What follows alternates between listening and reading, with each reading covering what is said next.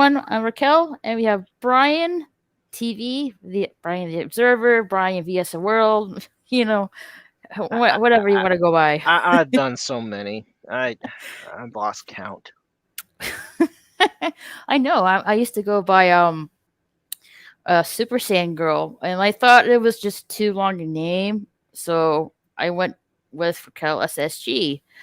And when you reach a certain amount of subscribers, you can put your own, I guess, your own unique link. And they wouldn't accept a Raquel SSG, so I had to put numbers on the end of it. So that explains the 2211 on the end. Well, there's also things you could use like hyphens and underscores and spaces. I think I tried that on the YouTube thing, and it wouldn't let me. No periods, no Well, you could dashboards or no, you anything. can't do you can't do you periods, but you could do dashes and underscores. I Hmm. believe you can. Well, I don't Um, like. If I understand this, I can only change my unique link two more times, and I have to wait a whole year to change it again. I normally keep my link the same. I only change my link once, but I change my actual handle name as many times as I want. I think I could do like 3 times in a month. Hmm. Hey, And yeah, Margie. we are streaming to Odyssey. We are good. Yeah. Wasn't really sure that was gonna work. Actually, let me pull that up. I'll put it in the. do, do, do, do. I'll go ahead and drop that in the chat. I think. Crap. I navigated away from it. Now I gotta find it again. Huh, that's interesting. Why is it saying testing again? That's probably because what you have it saved as. That's the unfortunate thing about Odyssey. It's kind of like whatever you have it in your RTMP as what your stream title is. That's what it's going to be called. Oh, So hey, that's Joe. Oh, wait, that was like hmm so six. Oh, okay. it's Yep. going to continue to be called testing. So I can't change that, I guess. No.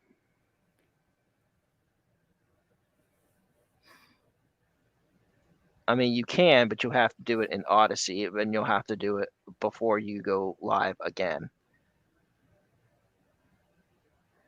Hmm. All Yeah. right. So I mean, Whatever. I would just forget about it for tonight, and then maybe work on it later Yeah, because I'm not gonna worry about it. I mean, it's not gonna be, uh, it's probably not gonna be on my IC channel after this live stream ends. I'll probably have to upload it, most likely. well, here's what happens with Odyssey is if you're doing a stream exclusively on Odyssey, then what happens is it's done, and when it's done, it's done. But you can go into your streaming archives and say, I want this as a full video. Mm-hmm. Yeah, so it doesn't default save. It doesn't default put the stream on your channel after it's done. You're just gonna have to go back into Odyssey and say, I want this there. And sometimes that helps because if you go more than 2 hours live streaming, say on YouTube, if you have your if you're like me and you have your Odyssey and your YouTube linked and Mm-hmm. synced, um, if I stream for if I go too far past the 2 hour mark, and I'm multi streaming to Odyssey, Right. or even if I'm not multi streaming, if I go too far past the 2 hour mark on YouTube, it won't bounce to Odyssey.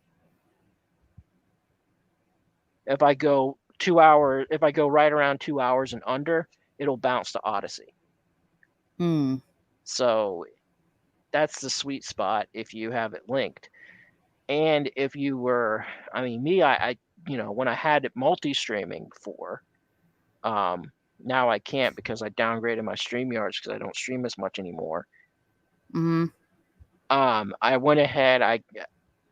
If I went for too long, I would just go into Odyssey and say, I want this recent live stream as a complete video, and you would do that, I believe, in settings or uploads, one of the two. And so you could just, and it'll just have your streams that are archived, and you say, I want this, there, and for that, at that point, you could change the title of your stream, of what it's called per the video.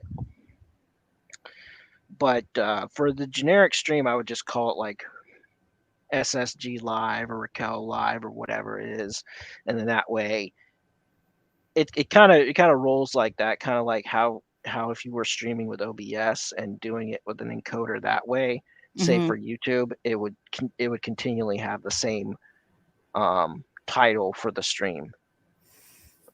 Right. So like after this, I have to go in there and change it to my to Yeah. my to my name, and it doesn't say like Hmm. like right now I'm like Testing. looking again. Testing.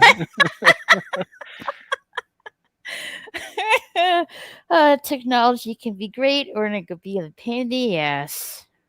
Oh yeah, yeah. It's Hey it, Daniel. it's a double-edged sword. It's a Mm-hmm. double-edged sword. Technology is a double-edged sword. Yeah. Hey Mura Kitty, I send you the link for the panel on Messenger. You just got back from the long day at the beach. That's nice. Hopefully you wear sunscreen. I don't really do good in the sun. I burn really easily. I Even with sunscreen on, it's like 100 whatever you call it. you use SPF 100. Yeah, and I still get burned. I use SPF 15. 15? Gee, that Mm-hmm. would have that is nothing with me. Well, I know. I Hey mean, but Medicor. I mean, I do, I could tan pretty good, so I don't.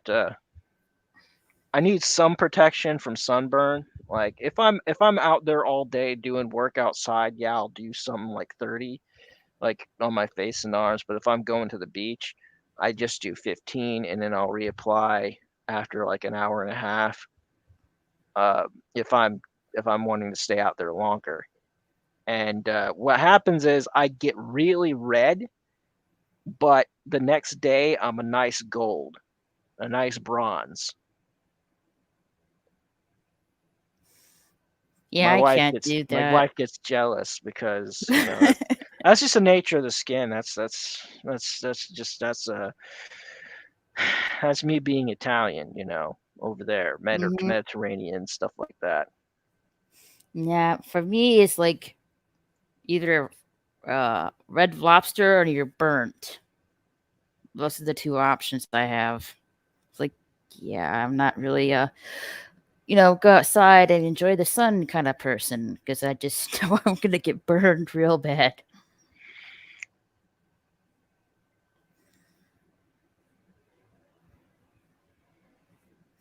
Get burned real bad. No, I understand that. A lot of Mm-hmm. people do. Yeah. See, did you Did see the last you manga I sent? Chapter. Okay. Unreal Entertainment Gaming Review, the last chapter, the new manga, Fuzi got a new transformation.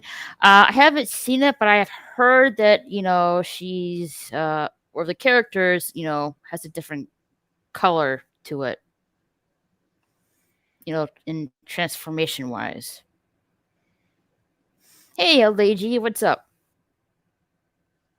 Hey, Hashtag internet. hey, LDG, if you're free tomorrow, I need some help with, you know, Twitch and Odyssey. I'm having problems with that.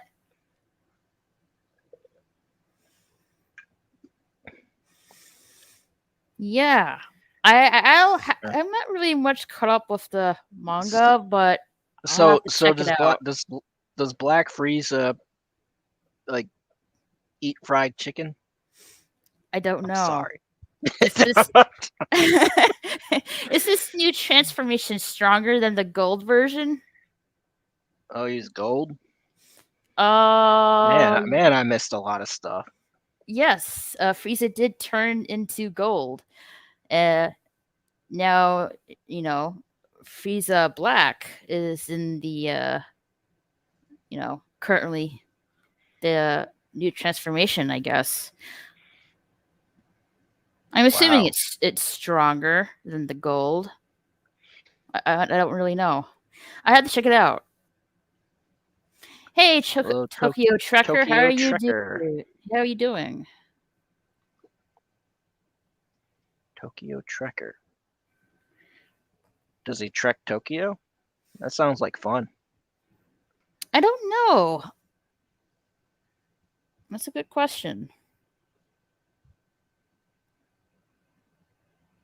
Ultra Ego Vegeta and Gas. Yeah, I'm not familiar with those characters. They're in the Dragon Ball Super manga, which I haven't really read. Took out Goku and Vegeta in one punch. Wow. Okay, so you don't trek Tokyo, but you live in Tokyo. Okay. Took out Goku and Vegeta in one punch, half asleep. I don't, but I live in Tokyo. Half I was, asleep. What time uh, is it in Tokyo? Is it like 10:30 in the morning? Is it like a full 12, I think?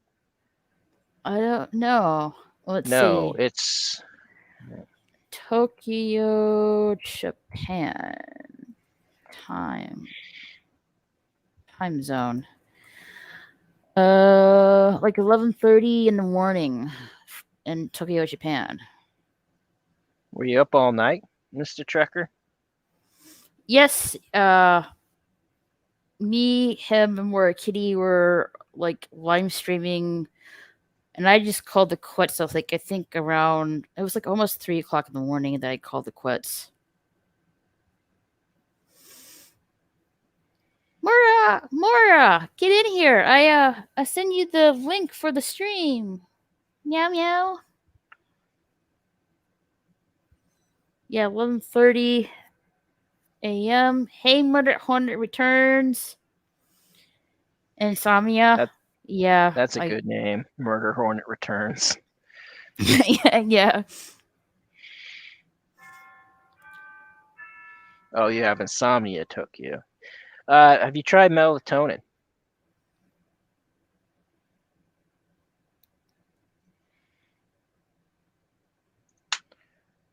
He went into the hyperbolic time chamber. Oh no. So Daniel's hot topics 11:32. Are you in? Huh. It's 10:32 here. So, are you? Are you either in the Bahamas or are you in Nova Scotia? Where are you at, man? Of course, Nova Scotia, I believe, is actually it's actually a half-hour point, I think. I take Okay, Canada. ambience. I'm thinking of a different island. Okay, yeah. So I guess Nova Uh, Scotia, maybe. Canada. She Yeah, because said. they stick out a little bit further in Eastern time at the Meow top. meow. Meow meow. Being Hi, harassed by Moira. my cat. Darn it, Bob. Oh, kitty. Uh, I'd say Goku, Daniel. Mostly because I mean Goku is just powerful, but you should rephrase it as who would win in a fight, Goku or Superman? I'd say Superman because Superman can breathe in space and Goku can't. That is the uh like I hear the most. Who would win, Goku or Superman? I I have to go with the Goku. Superman can breathe in space. Goku can't. Well, you got a point there. End Me, of if they story. were in space, I should say. All Superman has to do is go to space. Mm-hmm. Suffocate his ass. But if Goku got a hold of Superman, he'd just have to instant transmission to him to a place where there's no red sun or there's no yellow sun, That too. because the yellow sun is the source of Superman's power. Yeah, I hear Kid Goku from Dragon Ball would beat Wonder Woman so hard. You heard that from who? Like, who are you hanging out with that has these fucking conversations? But you see, here's the thing: I don't think Goku would hit a woman like that. No, I don't think he would either. Unless he was pinned to a corner or something like that. Death I mean, Battle. she does have the channel. lasso of truth. Yeah, she does. I don't know how good that's gonna do. Death I'm Battle sorry, that is just. I mean, Goku's way too OP in my opinion. Way too OP for Wonder Woman. What's OP? Original poster? What? OP, it means overpowered. That's right. Yeah. Oh, fuck! I'm gonna have to go on an adventure to cigarettes again. Damn it. Oh wait, my clothes store actually will be. Oh, I might be able to do that. I have to like hop on my phone and go there. Hey, Boosh. Booshy. Hi, Boosh. With all due respect, Death Battle people don't know what they're talking about. I never heard of them. Oh, I'm sorry. Some of their like what they do is they take two fictional characters from different universes and they pit them to a fight to the death. So this is like a nerdy virgin like NFL draft fantasy thing? Almost. Okay. Almost, except for no one really makes money except for the Death Battle channel. That's even worse. Monetized. Yeah, no one makes money off. That's even fucking worse. You're playing fantasy, whatever the fuck, you're not even making money off it. Dang. Yeah. Yeah, I got one for the chat. If you're nerds in the chat, who would win, Superman or the Silver Surfer? So, it's a tough one. Oh, you had it right. I was thinking Silver Surfer, but like thinking on it, and I'm like, it did take all four of them to like deal with his ass. Well, here's the thing: is Silver Surfer is faster than Superman, and well, yeah, by leaps and bounds, he's faster being fast than the is Flash. important, but like having certain skills are like important too. Because once that fucker's up on you, you got to be able to like find your way out. So I'm like, maybe it's me. I'm on my phone. My food delivery here. Well, again, the thing is, you just gotta go to a place that doesn't have a yellow sun, and also where the fuck are you gonna find one of them? Although I'm not even sure our sun's yellow anymore. I mean, you could go to a place with a red giant or a blue star. Well, you just got to get out. Yeah. But no, Silver Surfer, his surfboard can absorb just about everything. But the way to beat the Silver Surfer is to knock him off of his surfboard and take his surfboard. Oh wait, you can separate him from his surfboard. But even then, he's still. Goku wants to make a fair fight, so he starts taking off his clothes. That is he only won because like that comedy skit where nobody wants to fight the naked guy. That's what that's about. Like nobody wants to fight the naked guy. They're like, nah. That's what my Krav instructor says. Hey, you want a good self-defense tactic? Just start getting naked. Yeah, because I'd be like, you know, I'm good. I'm good. I back off. Like, you know what? Here's the stuff back or whatever. Yeah, nope. They're like, I'm out of here. I would be like, yeah, no.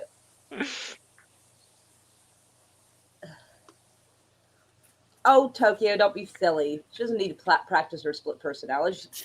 both personalities would be adorable. They wouldn't even conflict. She doesn't need two of them. Oi. Let's see. Busha says, I remember an episode of DBZ where Goku wanted to make it a fair fight. So he started taking his clothes off. Yeah, see, nobody wants to fight the naked guy. That's why he won. It was supposed to be because his clothes weighed tons, but that doesn't make any sense. He would be less hampered. I think there's humor in that. You know, like if it's like weighted clothes, like, you know, in Dragon Ball Z or Dragon Ball, whatever you want to call it, Goku would take off, you know, his wristbands or his shoes because they're like weighted clothes.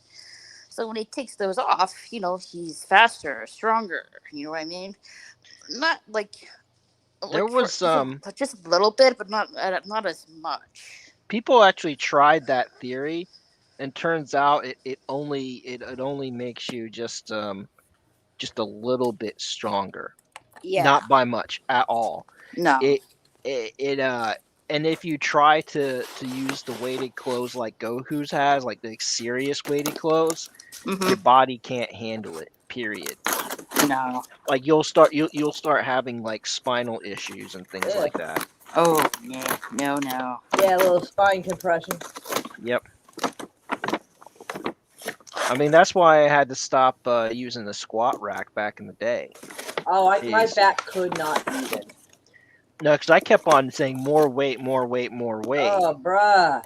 and I could do it too, but like um I would have these stretch marks, these scarred stretch marks. Oh, bruh. You know what? Yeah, I actually do that too, Tokyo. Sometimes I do wear weighted wristbands. Sometimes if when I practiced forms, weighted wristbands and ankle and sometimes the weighted chest strap. But I had to stop doing the chest strap for a while, depending on what form it was. But yeah. But yeah, it does help with it does help more with agility and speed than it does strength. I'll tell you that much. What are you doing, Raquel? You sound like you're digging in your purse. I just got my food order. Oh. Yeah, I Sounds have like you're food. digging in a purse full of like markers. I can hear like the plastic moving all around. I'm Trying like, what is she doing? she's scrounging around her purse so she could pay the delivery guy. No, I'm taking it out DoorDash, of you the do that on bag the and phone. putting it in the fridge.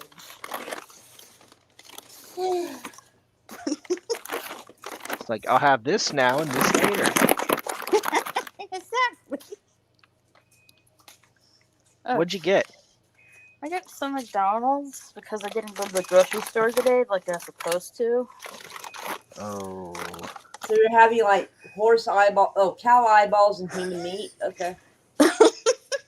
I believe that's kangaroo meat actually, or is No, that Burger King? people are way easier than it is kangaroo to import. There's way too many people being trafficked. There's not a lot of kangaroos being fucking trafficked. Well, get on it, somebody. I am. Shut up, you stupid refrigerator. I didn't even open But you the know, I would like to try. I would like to try some giraffe meat. Some what? giraffe meat. Giraffe, yeah. Dude, what the fuck? I know. It's just a thought. I mean, it's like you got that big, I long, imagine giant it neck. probably, I'm sure. It's probably like tastes like a having gamey a, lamb or something. It's I'm sure it would having. taste like lamb. It might taste too much like mutton, so you have to. That's why you get lamb and not mutton. Well, I don't know. I It's don't know what like mutton tastes like. I don't know. I don't know if it's in China or Japan. But they That's give fucking you like weird. they You gonna eat give a you koala next? Fuck. No. No, I will not eat a koala. No. like I don't know if it's in Japan or China, but they give you soup, with a dead bat in it. I'm like, What? ugh. That's China. Oh, And- bruh! You get everybody in trouble. I know. Japan's got shark fin soup. That's Shark fin. well, it's Shark. the fin of the shark. I mean, there's shark steaks and stuff, so that's not. As Do weird. they still eat whale in Japan or no? Maybe. I don't know. Bush says you're taking off your clothes to make it a fair fight. No, no. How is that a fair fight? Because you're presenting a weapon. Oh my god, that reminds me of that meme. It says drop your weapon. That person drops their butt near the ground. I need to find that. I think that's so funny. All right, back. Oh, that's messed up, Boosh.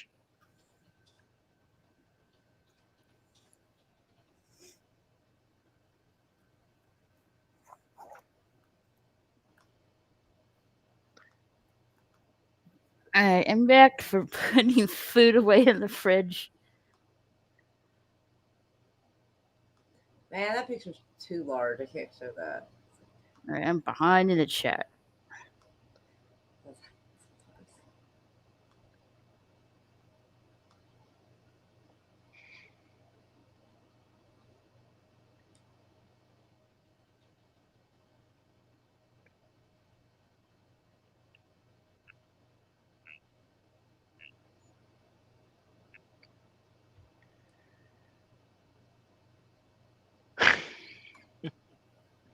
Man, some of these images are like big. It's hard to do. What are you looking at, Moria? I'm trying to find this meme, and it's like seems. Oh my god, there's a new one. Holy crap!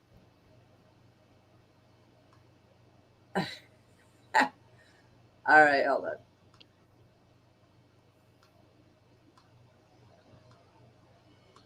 All right. All right. Let me send you the link, Trekker. Hey. There we go. Anyway, so it's this one where it's like, drop your weapon.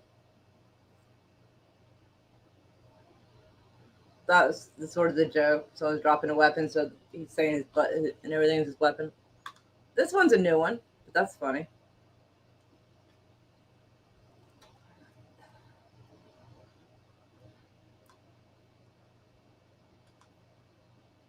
Okay, I found it funnier, but okay. All right, I send you the link on Discord, Trekker. Boosh is like a pair of titties will stop a fight. Maybe. Maybe. I wouldn't doubt it. I've seen a fight happen at a strip club because over a fucking football team. So I mean. Ah. Hello. So not necessarily. Hey, Trekker, if you don't mind, you turn your camera on because I have a rule here. New guests must have their camera on to be on the panel. Who is it? Trekker? Yeah. Oh, would it make you feel better if I told you he's vetted? What? I've had him on my stream before. He's vetted. All right. That he's safe. All right. I'm just being careful. Oh yeah. No, I would warn you if he was something wrong with him. No, he's all right. He's just well, not to put his business out there, but he's kind of insecure about his looks a little bit. Well, I'm not trying to be rude, but that's generally why he doesn't show himself on screen. Mm-hmm. Or at least that one time I saw him, it was like 5 a.m. for him, and he just wasn't having it. Hey, Kronos! Long time no see. But I've seen it before. He's all good. Hi, Kronos. Your phone just glitched out. It did. Yeah, when I was coming into the room here to set everything up so I can order lunch, the phone just glitched out on me. So fair enough, Boost. Crap. Hold on. I'm echoing on my side. There we go. Boost is like he's better looking than me. Yeah. I am not even getting into that again. No. So what did you want to know about Japan? Ask away. Is it true they have a penis festival? What? Yes. What the fuck? What? And they're fat phobic as fuck. Well, yes. I saw it because there's this show on Amazon Prime. And it's starring James May. It's this travel show. In the first season, he was in Japan. It's kind of funny if you have Amazon Prime. It's hilarious. First season he was in Japan. Second season he was in Italy. Absolutely true. They do have it. That is so weird. What the fuck? They just lean into it, don't they? They don't do anything esoteric. It's like, here's a penis. Here's a big penis statue. Pretty much. Wow. Yet the image of the penis is actually illegal to show. Figure that one out. Wait. What? Yeah. It's illegal to show. Yeah. Oh, okay. That explains so much. Yeah. You can't show cooter. You can't show wiener. I love to show cooter too. That's awesome. Not even in porn, I think. Well, exactly. Yeah. Oh, so they got that soft core? No, it's hardcore. It's just censored. Then that's not. It's blurred out. Yeah, it's not really stupid. Hardcore then. No, it's filmed hardcore. They just they put a mosaic over the wiener cooter.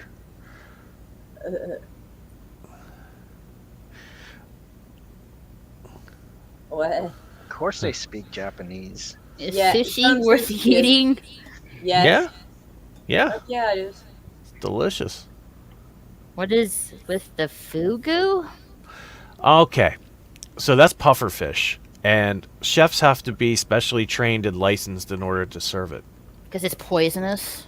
It's got a Right. neurotoxin in it that can make you look like you're dead. And I mean, sometimes you could be dead, but sometimes you're actually just in like a weird coma where your vitals and everything are really, really low. Unless you know what to look for, you might be considered dead and buried alive.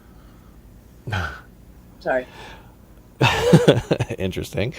No, the pufferfish actually have an organ that if you puncture it, it does leak out those toxins. Little poison So sac you have to thing. know how to cut the fish, and it takes years to get a license.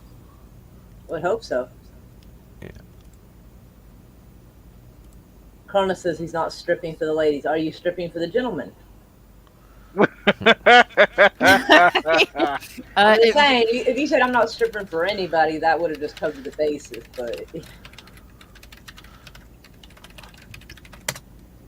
But not today, anyway. I guess it's not ladies' night. Apparently not.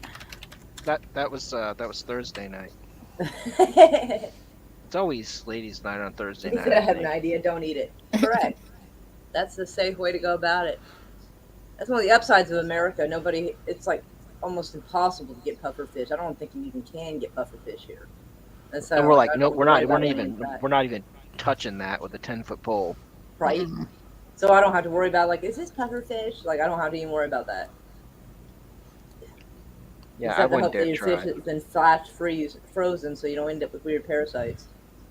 I mean, I'm allergic to fish. What In the general. fuck? Yeah, so I wouldn't even try that. No, I am. I'm allergic to fish, I'm Oh man. talking about But- more. but How'd you manage that? I don't know. Ask God. But I'm allergic to fish. I'm allergic to the iodine that's in shrimp and lobster. That's could pretty have- bad because people need iodine. But I mean, no, I could eat salt and iodine, but it's just the content's so high. Oh, It's only in shrimp and lobster though. I could okay. eat crawfish. I could eat crab, but I can't eat lobster or shrimp. Which means I could probably eat krill. Okay. In fact, no, I take krill oil almost every day. So I'm fine with krill. I can definitely eat. I could eat squid. Ooh. That's calamari. I know. I don't eat that though. Oh, I They love eat it raw calamari. here. I don't doubt it. They eat everything raw there. I don't know if I'd want to eat it raw though. It's well, not. I think they tempura their fucking vegetables and eat their meat raw. But yeah. I could eat all sorts of shellfish though.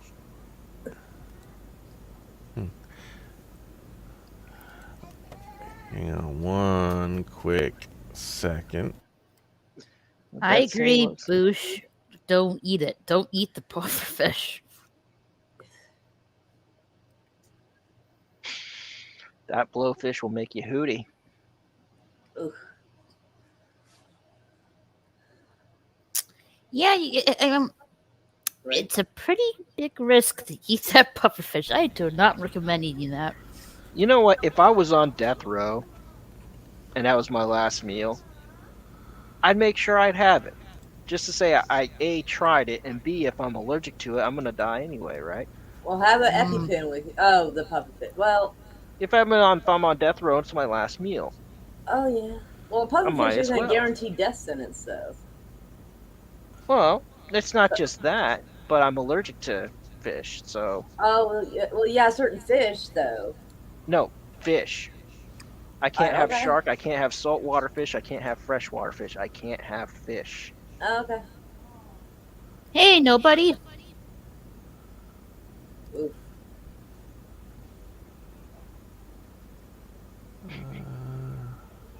A blowfish. Oh, see, now I gotta look it up. Am I thinking pufferfish or blowfish? Fuck, hold on. Now I gotta look. There we go. Nobody's cool. Doraemon toy. Sorry, I'm ordering lunch for the family. Like, Oh, yeah? What the heck do they want? KFC. Mac. That's on McDonald's, That's on actually. Christmas. It's not Yes, it Christmas is. yet. Uh-huh. Oh, blowfish is pufferfish. Okay, he's trying to mess with us. Okay, so pufferfish is blowfish, apparently. Yeah, I have it under good authority that fugu, pufferfish, is just bland and nasty. Then why do people eat it? Why do people eat caviar? I don't know either, and I want to Yeah. get to the bottom of that one too. Because it's posh. It's the posh thing to do. Every rich person. But is when they're eating gonna it. like is it posh to eat escargot? Yeah, pretty much. Yeah. I will try that. Ugh.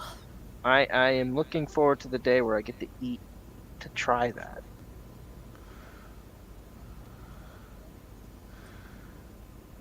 Hey, Dio.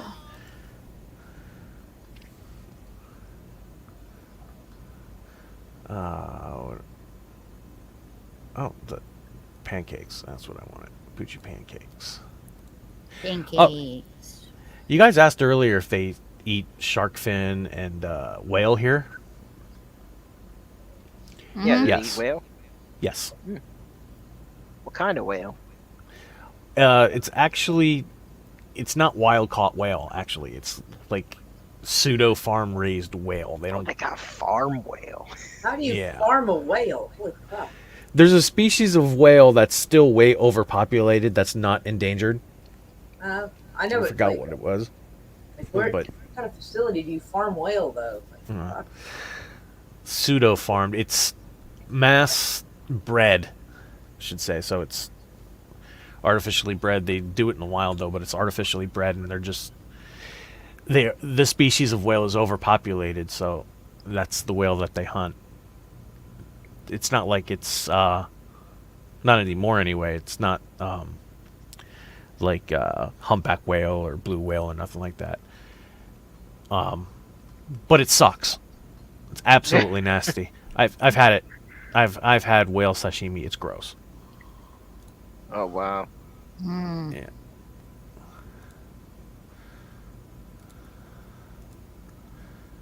Isn't whale meat high in mercury?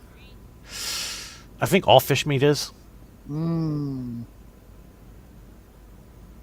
but it's just the flavor is just. Oh, it's sick. Okay, Boosh. I think he means I'll be right back. I was gonna say, are you blubbering? BBL. All right, yeah. We're gonna do that. We're gonna. All right, later, Boosh. Thanks for coming. Yeah. Later, boosh. Later, Boosh. Everything matches. We're gonna do that. Okay. But I know how they used to do shark fin soup. When they caught the sharks, they would cut off the fins and throw it back. I don't know if they still do that. What's the name of that sushi that I really like? It's called something here, and I can't remember what it is. It is shark fin. It's usually served on top of a shiso leaf. A shisho leaf? Yeah, it's I don't know the English translation for it.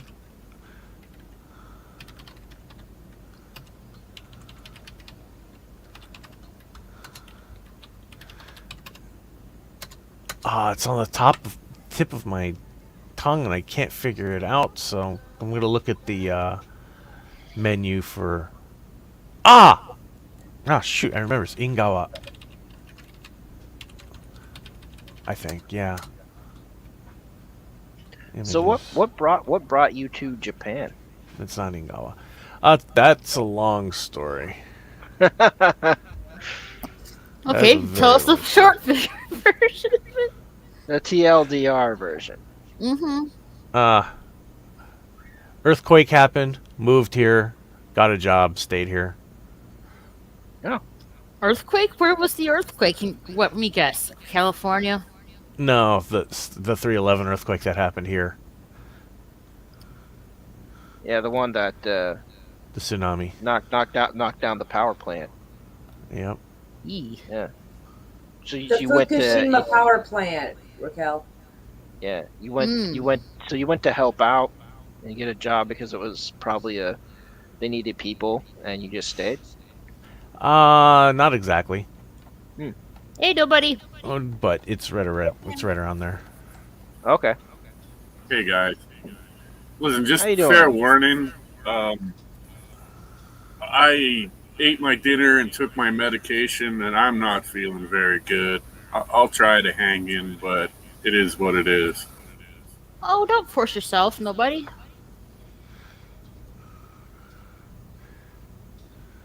If you don't feel good, you don't feel good. They got rid of it. Boo. Well, I'm bored too. You know?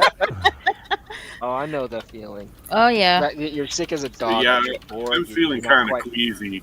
So You're not quite ready for bed. I don't but know you're what this just like, shit. I don't know what this new shit is that the doctors have me on, but it always makes me vomit. What? oh, you got ginger ale?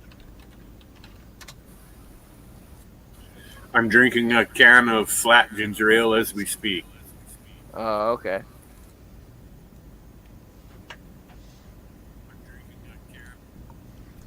Yeah. Ginger ale is always good to settle the stomach. Hungry. Mm-hmm.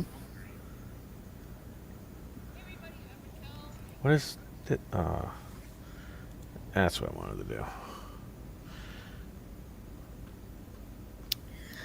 I'm trying to look for this video number watching, and I wonder if I can find it.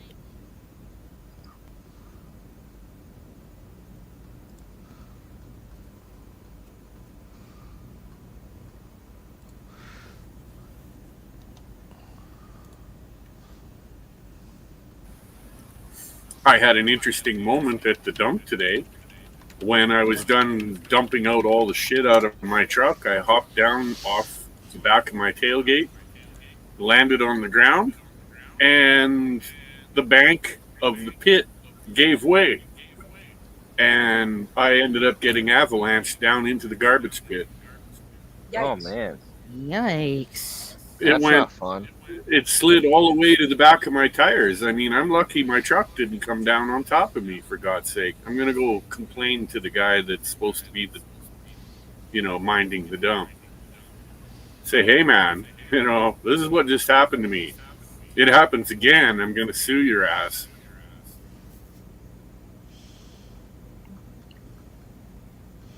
Well, I'm I glad mean, you're okay. because a lot worse things can happen. Uh, Right? I mean, it could have been worse. And that's the thing. No one really thinks that much about safety until something bad happens. I mean, when you look at, I don't know how many of you actually had. I know nobody you've had jobs where you had heavy machinery and equipment and everything, and then over time you had all these different rules and stuff, and that's because someone did something stupid and wasn't doing what they were supposed to, and so new regulations come into play. Yeah, Brian. About 2 years ago, I had a guy come out and he said he had all these, all this experience and he knew what he was doing in, what I call them cats. You guys call them bulldozers. And in track hose. And he took one of my biggest cats up to grade out a new road for me, knock down some trees and make a road. And as he was going up the hill, he started working side hilling. And my cat ended up sliding about 100 fucking yards down the goddamn, down the hill. Finally hit a spot where the tracks grabbed in and then flipped the damn thing over twice, nearly killing him. And I'm like, I thought you knew what you were doing. And why weren't you wearing your belt? Go ahead. I want you to come after me in court over this. Because you're the idiot. I'm going to sue you for the damage to my dozer. Yeah, Dang. yeah, and that's why I don't But you're like. clearly a liar. You That's know, what he people do. obviously had no idea what he was doing. You do not side hill equipment ever. No, no, not at all. No, you either go up or down. That's it. Especially heavy machinery. I mean, if you try to side hill something like a forklift or whatever, not only are you going to get fired, but there's a good chance you could be prosecuted. Yeah. Or if you're lucky enough to live through it.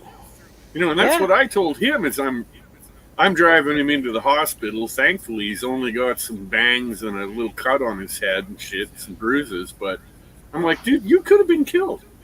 You don't seem to Easy. realize just how dangerous what you did was. I remember one time I was forklifting equipment. Just quickly, Sorry. as the doctors released him, I gave him a ride home, and I'm like, you know, rest up, take it easy. And oh, by the way, you're fucking fired. If you're coming back to get your shit, that's great. I can send it down to you too. You're done. Don't come back. Wow. Oh, I found the video. Okay, it's the channel called Only in Japan, and Oh, yeah. yeah, and John Donskoy. the video that I watched is called Japanese Ice Festival Story. The, I guess let's see what it says. Something to cool you down this summer. A trip to one of the coldest festival in Japan. Apparently, men go in their thongs and get thrown by water that it's like 14 I degrees. remember this one. Oof. I remember this video. Oh yeah, I remember watching this. 14 degrees? That's for pussies, man. We have a Well, polar exactly. bear club out here. We go out and chainsaw Why- a big square out of the ice in the lake in the wintertime, and we all jump in there. I'm dead serious. Now, is that 14 degrees? That's Fahrenheit, correct? 14 Fahrenheit, yeah. Yeah. Well, I mean, that's no different than the polar bear club. Our water, well, the temperature out is generally around. We try to do it when it's fairly nice out, like around hovering around 0 Celsius. And yeah, the water is. Well, let's just say it's very brisk. Well, 0 Celsius is like 32 for us. That's the conversion rate. Well, here's the video you guys can check out for yourselves. 0 is the freezing point. I have to issue a retraction. When I said that Death Battle had Goku winning, is the opposite. Superman won, but Superman destroyed the Earth in order to kill Goku. You So wait, Which isn't Superman necessary no. destroyed the Earth? He to just had to destroy hang. Goku. He just had to hang out in space, and he wins.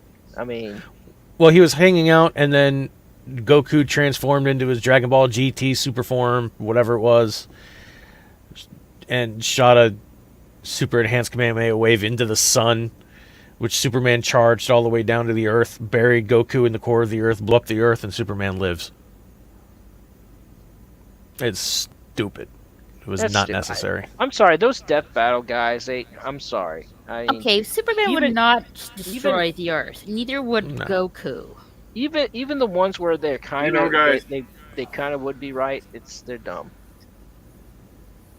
What's up, Ryan's nobody? good at comics and shit. Mhm. I was Yeah, never he much, really is. you know. I was huge into comics right up until about, you know, my late teens when I got into building cars and shit, racing and whatnot. But as I recall, Superman is not who he is today. Superman was super cool, man. I mean, he was the best. He was the most moral person ever in comics. I mean, at any moment, like the tired old song says, he could have smashed through any bank in the United States because he had the strength, but he would not. Kept on changing phone in dirty old phone booths and carrying on. I really miss those days when Superman was the best. Period. There was no one else. No one could match him. Yeah, the last incarnation of Superman we got that was even close to that was a television show called Lois and Clark. It had Dean Cain in it, and Dean Cain was Superman. Yeah, And that's I the remember type that. of Superman that was in it, Uh, you know. Yeah, That's it's like actually one of the last TV series I ever watched. I can't remember the last time I've watched a TV series. yeah, it wasn't bad. I mean, if you have HBO Max, you could actually watch Lois and Clark, but I don't have HBO Max anymore because they don't really have anything else I want to watch. I watched just about everything I wanted to watch on it, and I'm like, okay, we're bored with this. And the reason we got it was because theaters weren't open yet, and they were showing Godzilla versus Kong, and so we wanted to watch a movie, and so I was like, okay, well, let's watch it. And so we had HBO Max for a while, but going back to that whole thing with Superman, it's like, I don't know, that was the last incarnation of Superman that was even close to how I remember Superman. I'm with you, nobody. Superman was that way for a very long time until about somewhere in the late '90s, and then they really he never went back to being Superman. He always went back. He always was this guy that hawed and did nothing, and had moral crises all the time. The Superman that we would read wouldn't think twice because he knew what was right. Not like in the Injustice comics, like Superman shoves his hand right through the Joker. Well, that's based on Mortal Kombat anyway. That's an Ed Boon thing. Hmm. But I think what ruined, and in my opinion, and it's an unpopular opinion, and there's things that have changed comics forever, and I don't think they're for the best. Like I never cared for Alan Moore, with the whole Watchmen, and that's where it all comes from. It's like, oh, what if we're too powerful type thing, and everybody's trying to copy the Alan Moore's concept, and it's getting boring and overdone.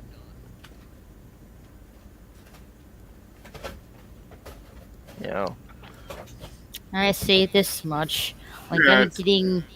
Not only that, but I'm hurt by all the woke shit. I'm Same sorry, but here, Batman's nobody. not bisexual. Go fuck yourself. No, Batman is no, a normal fucking regular guy.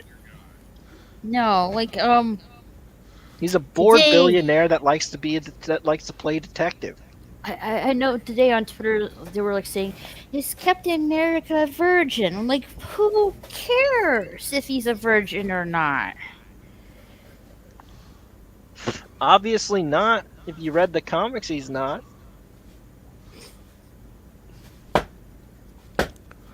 I don't know. I just saw that on my Twitter thing. Someone hitting something? Yeah, my wife's beating down boxes.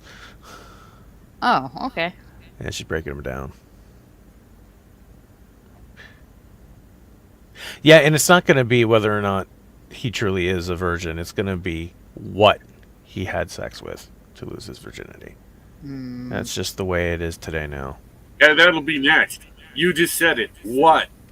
Next, it'll Yeah. be one of our superheroes is attracted to a goddamn pony. That'll be next. Yeah.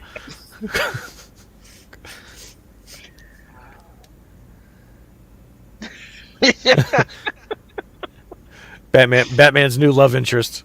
It's Mr. Ed. Alfred, I'm a furry now. Mr. Ed. Mr. Wayne. Oh, Are Bruce. you guys aware of how they got Mr. Ed to move his mouth? Yeah, I think used to put they fed him peanut butter. up into his lips and the top of his mouth and make him, then his mouth would start going as he's trying to lick it all off. And that's how they did it. Yep. I don't think some of these young whippersnappers know what Mr. Ed really was. You know, I actually caught a rerun of Mr. Right? Ed like a couple years ago. It's like that show was funny. It's hilarious. I mean, Oh, it was. Yeah. It was hilarious. Ah, You can here we check go. out Mr. Ed on YouTube. Mr. Ed is public domain now, so there's no copyright bullshit with Mr. Ed. You can post it. but you know how YouTube is with public domain. They'll give you a strike anyway. yeah. Sadly. Yeah, the algorithm goes to broadcast rights. So whoever's broadcasting it right now, which I think it's probably what I don't. Probably what, CBS, I think. Yeah, Either CBS or NBC, I would think. yeah, you'll get a strike, even if it is PD. I think it's either on MeTV or what's that other one? Retro. It's on one of those two channels. Yeah, I haven't been to the States in like almost 10 years, so I have no idea what the channels are anymore. I couldn't. Daniel's Hot Topic says, "What happened to Mr. Ed? Is he still around?" Well, of course not. Horses have a reasonably short lifespan compared to humans, and he was a fully grown horse at the time. So, like, he was already probably 5-6 years old. So, yeah, man, he died eons ago. Well, He's already glue and pet food. I mean, he's probably the glue in the spine on one of your books. Yeah, You know. or hamburger your parents ate as a kid. Right? That was wrong, but still. Back then. You're not far from wrong, dude. I worked in when I was years ago when I was learning to become a mechanic. Like I got a auto mechanics ticket out of the Army, but I wanted more. I wanted my millwright's ticket, which is you're Superman at that point. You're the best mechanic on earth if you're a millwright, and I am one now. But I worked for a couple of years at a meat packing plant, fixing their machines and lines and all of the chains and whatnot. What a horrible place. And yeah, dude, they make mistakes. A lot of shit that's supposed to be going to pet food ends up on your plate. Wow. Yeah, it does not surprise me in the slightest.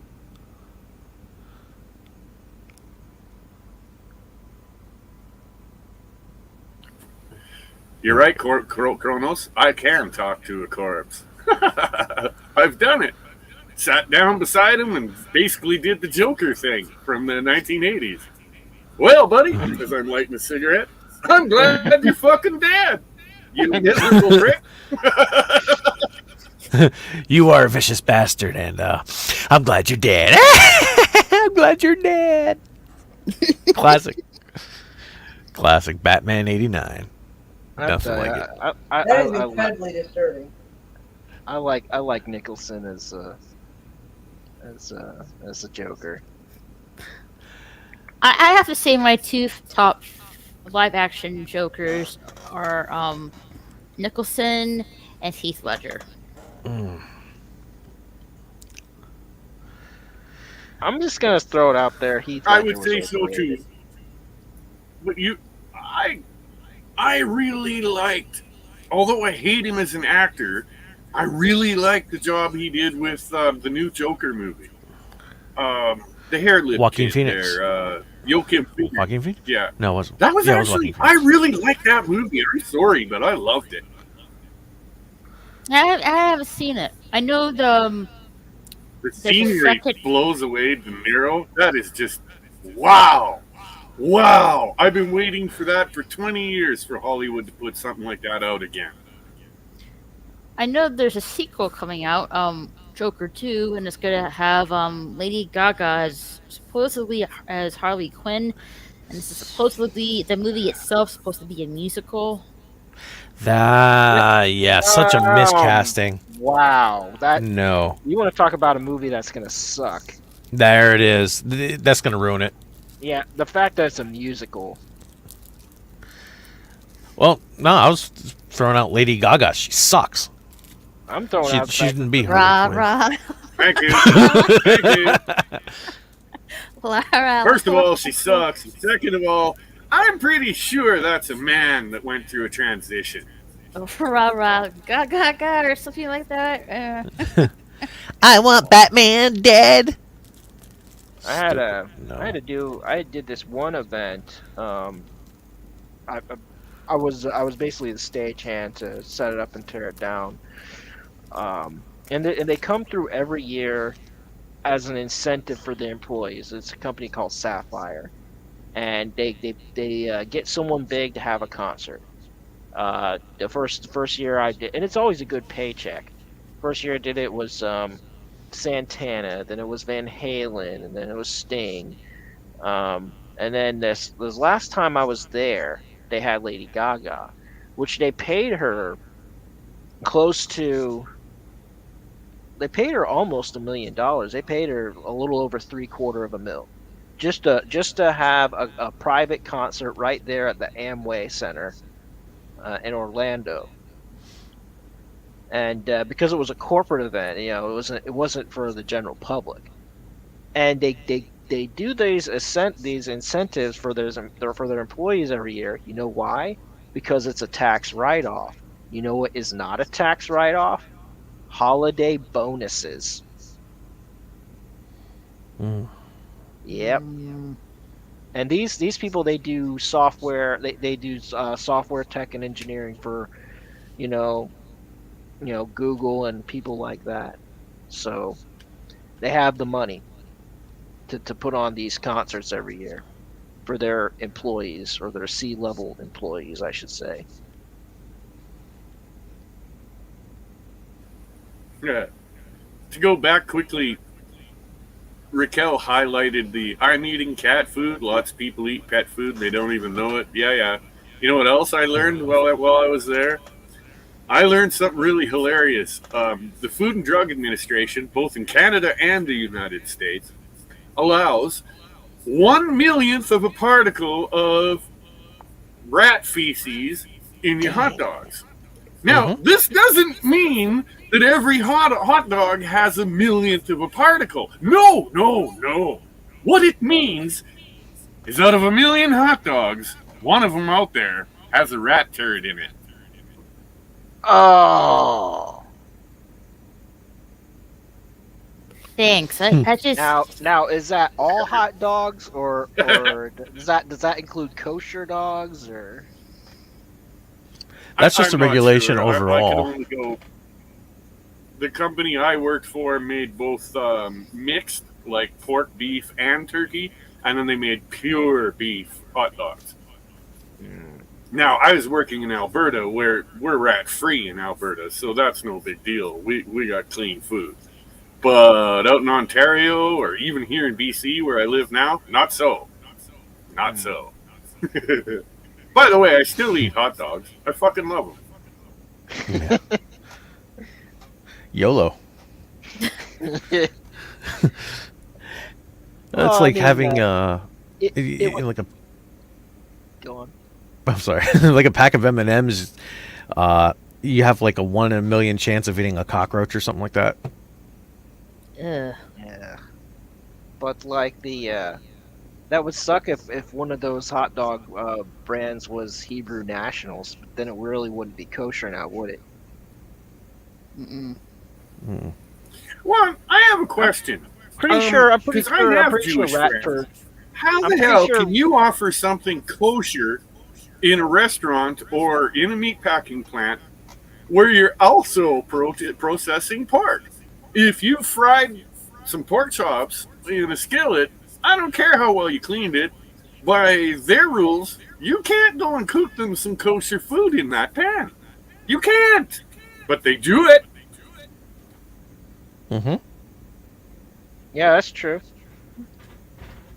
I knew this guy that during the off season he'd actually go up north and have a food truck and stuff, but he made sure that that the beef wasn't cooked on the same skillet or burner, or same flat grill as the pork.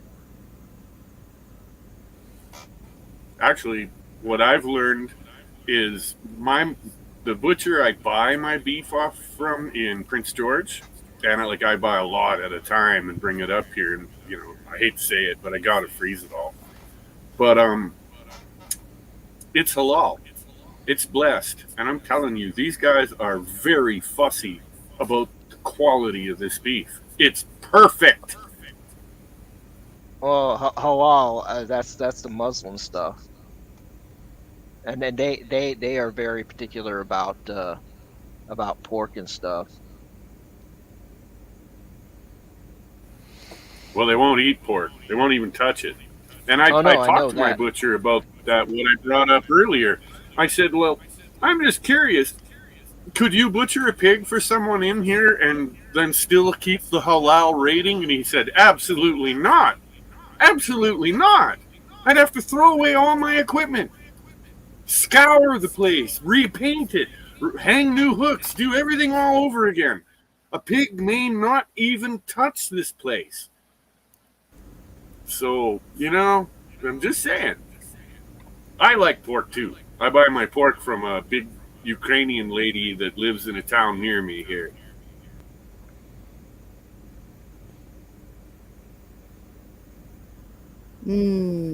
So, I get everything I buy is either farm fresh or butchered that fucking day. I get to see it, feel it, it's. I'm very particular about these things. I do not go to Costco for my meats, ever. Same goes with my shrimp and shit. It's flown in by a friend of mine. It comes right from the coast. All the crab I get, etc.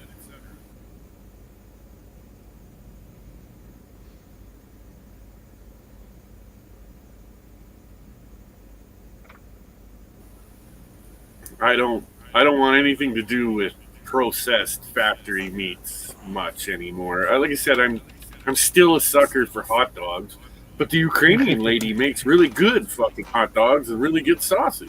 So I just buy her stuff. Yeah, I like good sausage. I like good I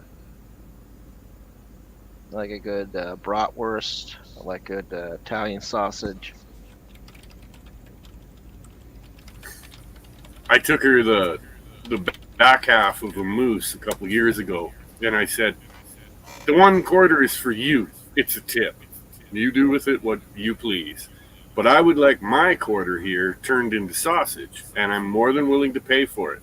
She said, I will make you sausage, and I will do it for nothing because you gave me the other quarter. I'm like, well, thank you. That's great. Awesome. Wow. And a week later, she called me up and said, one more week for smoking and curing time, and you can come and pick it all up. And it was awesome. That's something I would like to try is moose sausage.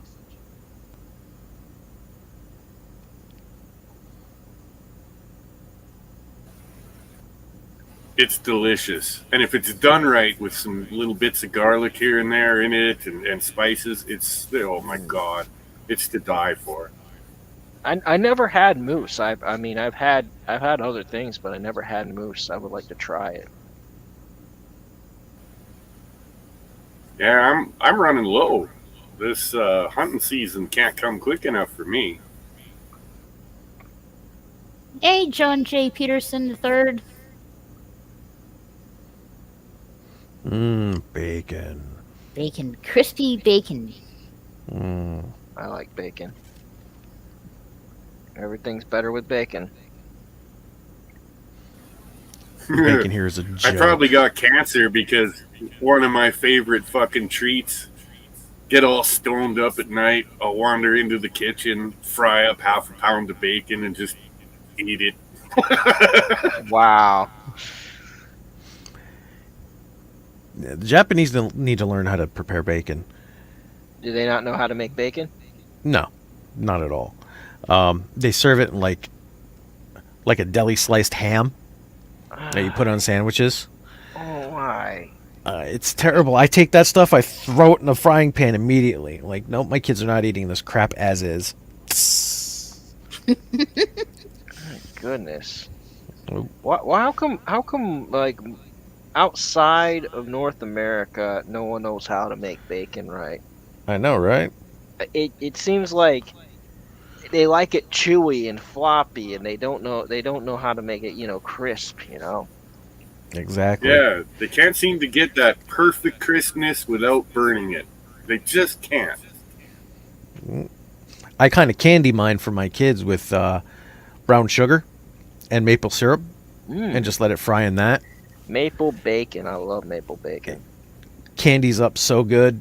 I gotta let it cool for 10 minutes because the new caramel, is like deadly. But because Again, it's so Brian, hot and 10 being minutes later, it's so Canadian, good. right now I've got about 20 pounds in 2 boxes of maple smoked bacon. Real Ooh. maple smoked bacon. Not Ooh. fake ass Mm, fucking flavor. mm, They said my that's Ukrainian lady is deadly. Does she ever make dude. good stuff? Trouble is she's single and she's always hitting on me. And like she's Oh, as tall as I am. She's as tall as I am, weighs about 400 pounds, and has a little mustache. oh. I like her, she's a nice chick, but oh god, she'd kill me. Oh boy.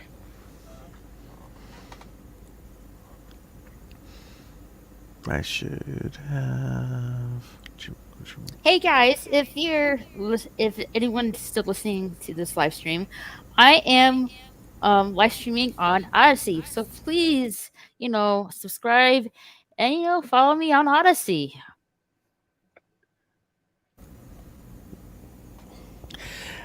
And actually, on that note, my lunch Well, should be here in a few minutes, so I'm going to call it here.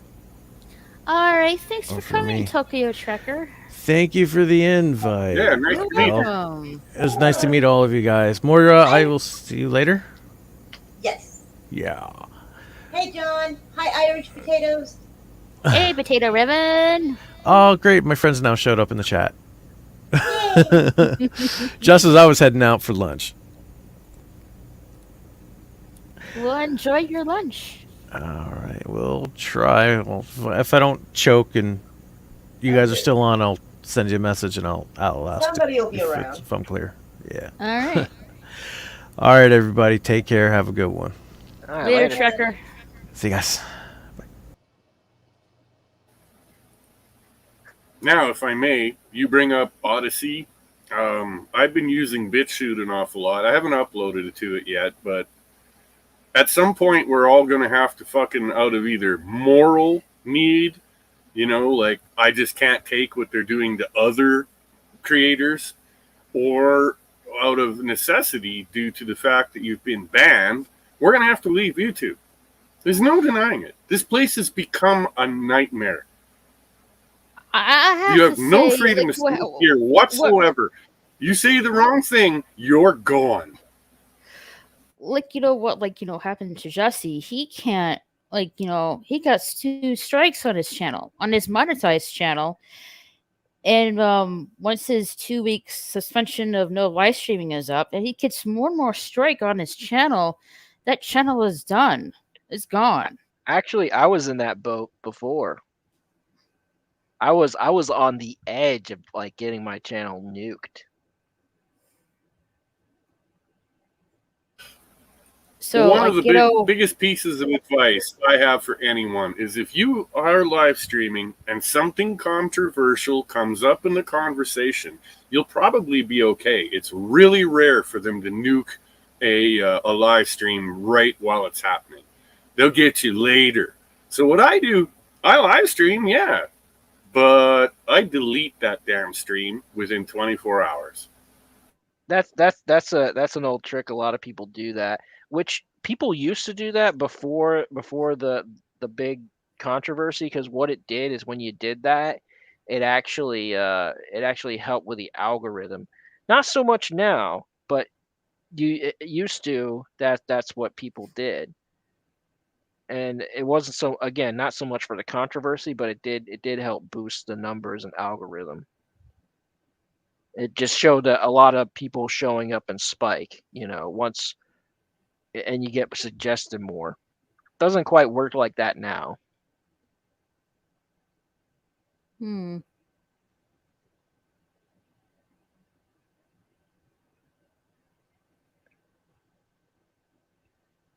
But yeah, I'm on Odyssey as well. I'm also on Rumble. I mean, right now I have it to where whatever I do on YouTube goes directly to those two platforms. I had it set up BitChute as well, but BitChute's kind of it it comes and goes with its efficiency. I'm talking about user friendliness. I'm talking about like how long it takes to upload something and how long it takes for something to transfer over. And it's just it's still buggy. I mean, but some people love it, but as far as usability, I don't like it. Let's see. Rumble pisses me off because if I want to, I can watch Rumble, but I can't comment because I don't have a cell phone. I'm never going to get a fucking cell phone ever. So fuck off. Don't ask me for a cell phone number because you're not getting it.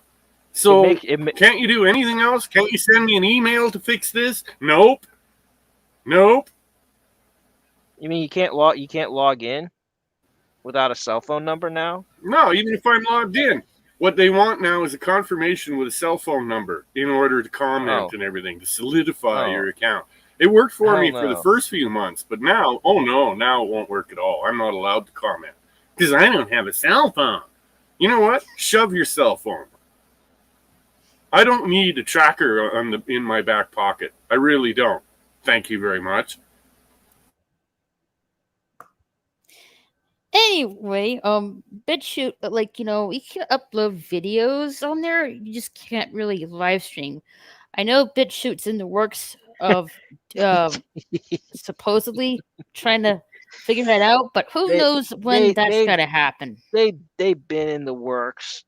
They keep saying stuff. Yeah. It's one of those things I have to see it to believe it. Right. That'd be great if that would happen, but it's one of those things like, oh yeah. But like, like it still kind of has its hiccups. First off, you don't have playlists. It's just like it's just a video, so you have to keep on scrolling and stuff. That drives me nuts. And second of all, when you click on the play button, it doesn't really automatically play off the bat. You have to wait a minute or two to let it, to get it to play. So there's like some bugs on there. It's buggy. I mean, yeah. I'm not a fan of the usability. I do like some of the stuff on there. Don't get me wrong, but it's not exactly user friendly. Right. For Rumble, yeah, you can live stream, you can earn money, but again, like same with BitChute, there's no playlist. You just have to keep on scrolling each video. Like, I wish they could, update that much easier. The algorithm on that is different. I mean, the algorithm on Odyssey's better, I think. It's like, I have to say, I like Odyssey much better than BitChute or Rumble. Me too. Because it's somewhat similar to YouTube, but not that similar though. It's the way YouTube used to be back in the day, and I mean back in the day. I mean, not even a few years ago, like when we all got on it, but it's like the Wild West, which is great. Whereas you go to, say, we'll just say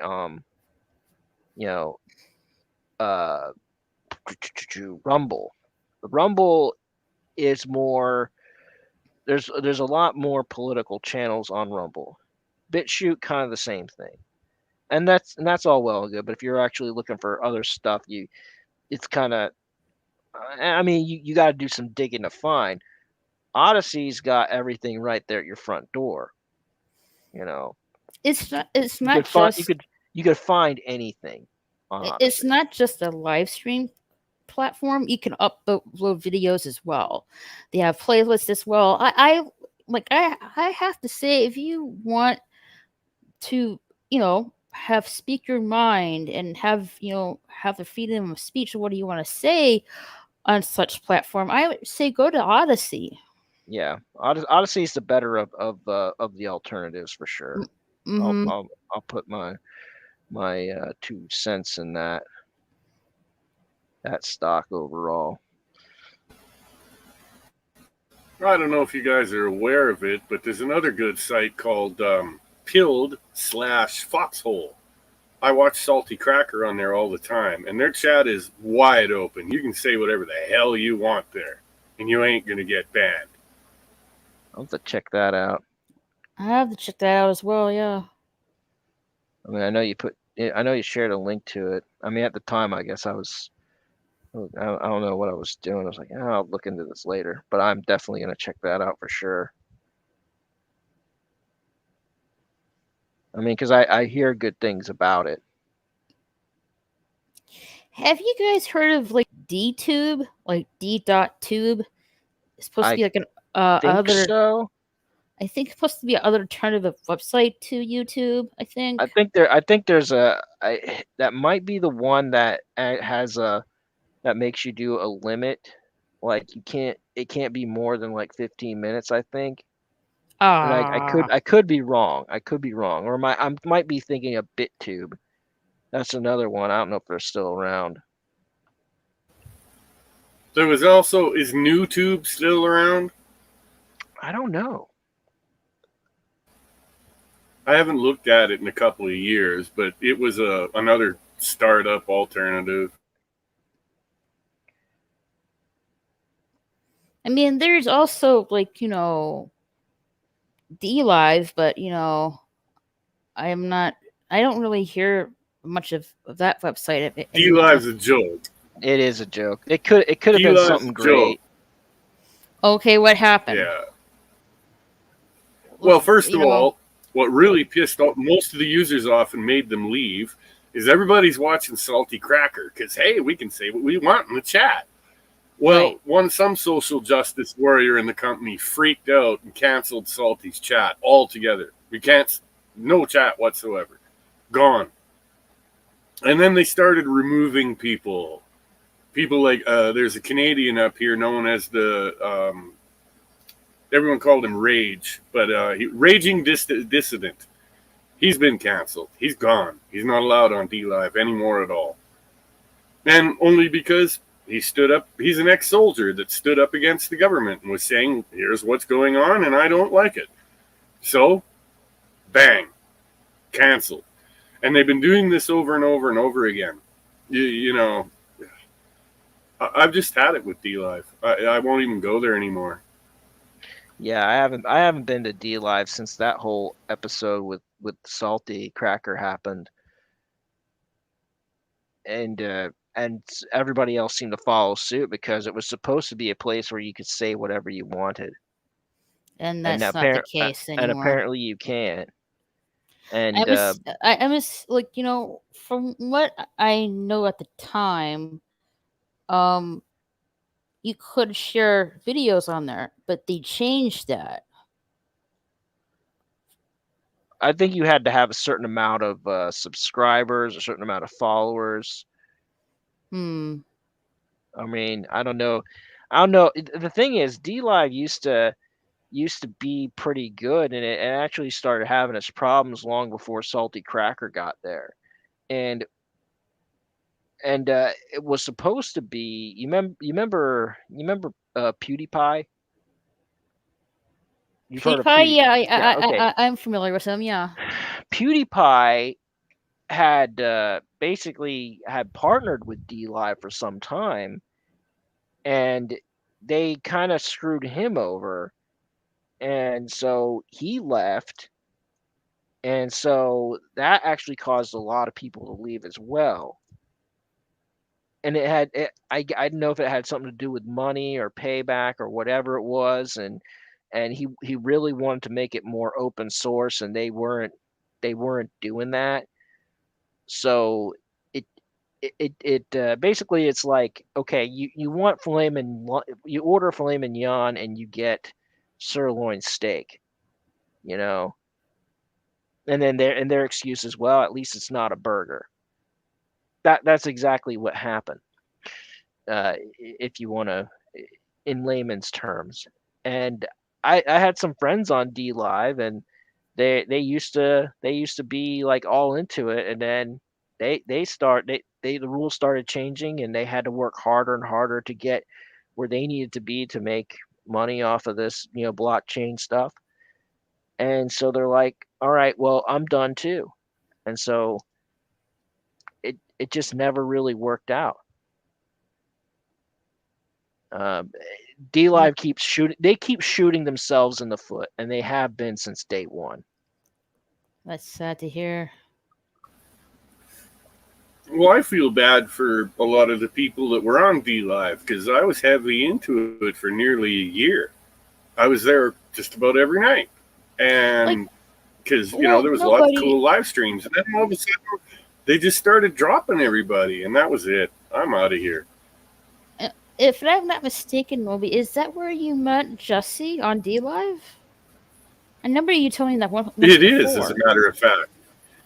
I caught him on D Live. I was just checking through new channels to check out new content or new content creators, and I ran across this place called Jesse Miller and the Crow's Nest, and I said some funny shit in the chat and shared a couple funny memes, and then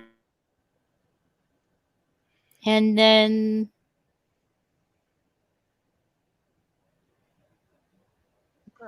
Bob's your uncle. Oh, he found your uncle. He lost his connection. oh I man. well, that Starlink thing should be coming to his place very soon. I,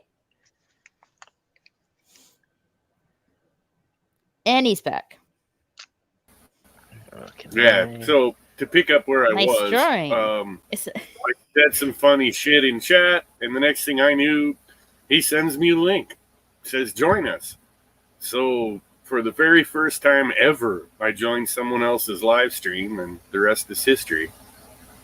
Mm-hmm. Does that look anything like Jesse at all? It kind of does. Hold on, let me get a close up. Yeah, it kind of does. All right, so that's that. And then let me screen share what I was using as a template. Shoot, I think is it that one? No, there we go. That one. That's what I was using as a template. All right. I found public domain comic books. And then, of course, and you could dare to compare. Looks pretty good, Brian. Yeah. Now, I did that by sight drawing. And then I took his avatar from the Crow's Nest and put that there. And it was something I was thinking about doing for a while. I was like, you know what? I could probably insert some of my friends in these public domain stories and just roll with it.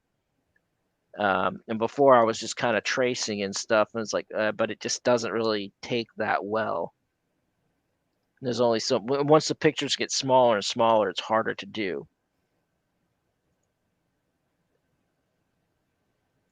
So, anyways. Well, I understand Kronos, but but nobody's right. Like, at some point, the skills have to tip the other way.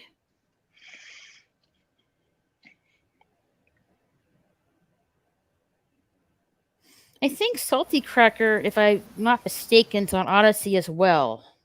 Oh yeah, absolutely. Hey, Yes, he is. Boosh. Hello. Odyssey, Rumble, like I said, Pilled, Foxhole is the same thing, really. That's yeah. Oh, he lost his connection again. I'm pretty sure he's patiently waiting for that Starlink to come in. Welcome back. So I'm all like, what the hell is going on here with my internet? And as I'm rebooting, I had to look out the window Martin, and I are you realized, still? Yeah, I'm still on my shitty internet. I'm waiting for Starlink. Next Wednesday, it'll come in the mail. I've got Aurora Borealis, the Northern Lights. I forgot. It's supposed to be really, really brilliant for the next week. And that always screws with my internet. Always. I'm hoping radiation up there. Starlink. You're hoping you won't have that problem with Starlink, I'm guessing? Yes. Everyone that I have friends that already have it. They live south of me where it's been covered for about a year now, and I couldn't get it up here yet till they launched more satellites. Now they have. So I'm good to go now. I'm on the list. But it is a little concerning, what if I cancel everything on this set and their satellite goes down? Or, I don't know, their self-aiming machine goes insane and doesn't want to work for me. I'll be pissed if I haven't got internet for weeks at a time. That's what Yeah. Corona says. What would you all do if you lost the interwebs? I would have lost my mind. I have hobbies. I would have lost my mind, and well, I guess I would just get myself a ham radio or something. I have a ham radio. That's another late at night especially in winter when it's cold and it's late and it's clear. I can pick up the whole world, man. It's great. I need to get one.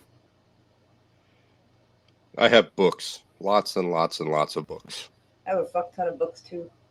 But I need a ham radio though. I need to be able to talk to people if I need to. Yes, ham radio. Yeah, I gotta get a ham radio. I got several decks of cards. I got Cards Against Humanity. Have apples to apples. I'm gonna find out a way to play Cards Against Humanity with people long distances. Yeah. There's an app other thing I have online. I think it's a free one. I have over 10,000 movies. So, and old TV series, shit I liked, right? Yeah. And yeah, I've literally got years of shit to watch that I haven't. Most of them aren't even open. I had a lot of manga books and DVDs. Kronos, I have pet ants to watch. Look at them go. No, I got some comic books. I got some other books. I got plenty of paper. I got sound equipment that needs to be played with. I could get back into drawing or sculpting or painting or something. I was going through my stuff today, and I found this old laptop that I used years ago. It's an iBook G4, and it's like, I don't know, back from 2005. I still have that laptop. That thing's probably a brick. 2005. I remember laptops from 2005. I have a functioning Dell laptop from 1999, and it's got Windows 98 on it. And yes, you can fire it up and go online and shit with it. It doesn't have Wi-Fi. You got to plug the sucker in, but it still works. You could probably fire that out of a cannon and it'd be all right. Those old laptops were beasts. Like this one I've got now weighs next to nothing. They had glass screens back in the day. They were thick glass on them too. Yeah, the one I'm talking to you with, if you look at it wrong, you'll break it.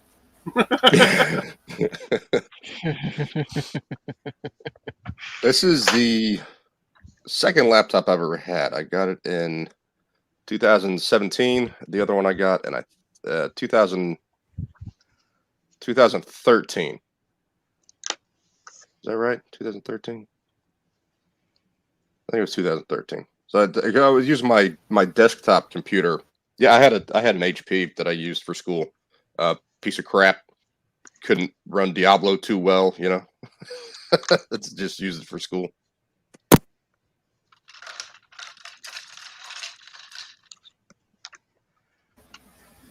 Somebody please wake Laura. up. Yeah, Laura. for me, it's about these days. It's about a 2-year deal. I'll suffer with I'll buy a laptop, 2 years. I'll suffer with it for the last few months, and that's it. I go buy another one, and then this one, I always give the old one to some poor friend that doesn't have one. You know. I repaired mine by myself. This is an HP. I went and found a screen being sold on eBay that said it was brand new. If it's any damage in the mail, go straight back to UPS. They'll deliver it right back to where I got it from. They'll find another one. Just some local dude, not that far away. It came within a day. And I took my laptop apart, replaced the screen, and it works just fine. The touch screen, something had happened to the touch screen. I think it was last summer. So it lasted, about, was it 4 years, and then I had to replace the touchscreen, which I immediately disabled. I went into my settings and turned that shit off, and I haven't had a problem. Yeah, this thing's touchscreen, and I have never ever used it. Never, nope. Not once. Nope. So what I looked online, like troubleshooting, why is this doing this? There was a spot on the screen in the bottom right-hand corner that the mouse would keep jumping over to. I used the touchpad, on just below the space bar. That was my go-to that I use all the time. And I went and got a mouse because it was just easier for me because I grew up using a mouse. And it just kept going over to that one little spot. So, I'd close it, I'd open it back up, or that would fix it sometimes, or I'd turn it off and turn it back on again. That would fix it. And then it just sat there forever. And I had my phone, so I'm looking at my phone, troubleshooting. What could have happened was if I had been outside or something, and like a tiny little itty bitty rock had been on the keyboard when I closed it. It broke that one specific part of the touchscreen. I'm like, well, I'm never using the touchscreen again if it's that easy. And no problem since then. Well, years ago, I had this. When I lived in Edmonton, and years ago, my son-in-law bought himself a great big thing, like a 50+ inch flat screen Sony. I don't remember the exact model anymore, but it was a really nice TV. But within a few months, one of the edges delaminated on the screen. Ooh. And it didn't, it just, the whole screen was screwed. All the colors were blurry on that side. What kind of screen was the it? hell? It was a Sony like flat screen, but I don't remember the model. No, like So was it at like any rate, crystal display, or was it LED, or what? Do you know? Or just like my brother had. No, it was the plasma. Oh, okay. It was a plasma. So he's all upset because he goes to take it back, and they're like, "It's over the warranty. It's your problem. You must have damaged it." Blah blah. So he brings it back home, and he's all pissed off. And I said, "Hey, give me a chance. You know me. I can fix fucking anything." Yeah. And so I started searching through Kijiji and other fucking sites until I found it was a Sony Bravo. I found another Sony Bravo, same size, same screen, but it had no audio. It had perfect vision, but no audio. And I bought it for $50. And you're probably thinking, so you changed the screens. No, I didn't. I put the audio card into that one out of my son-in-law's, and here you go. Good to go, kid. Enjoy. Yeah. And it still works.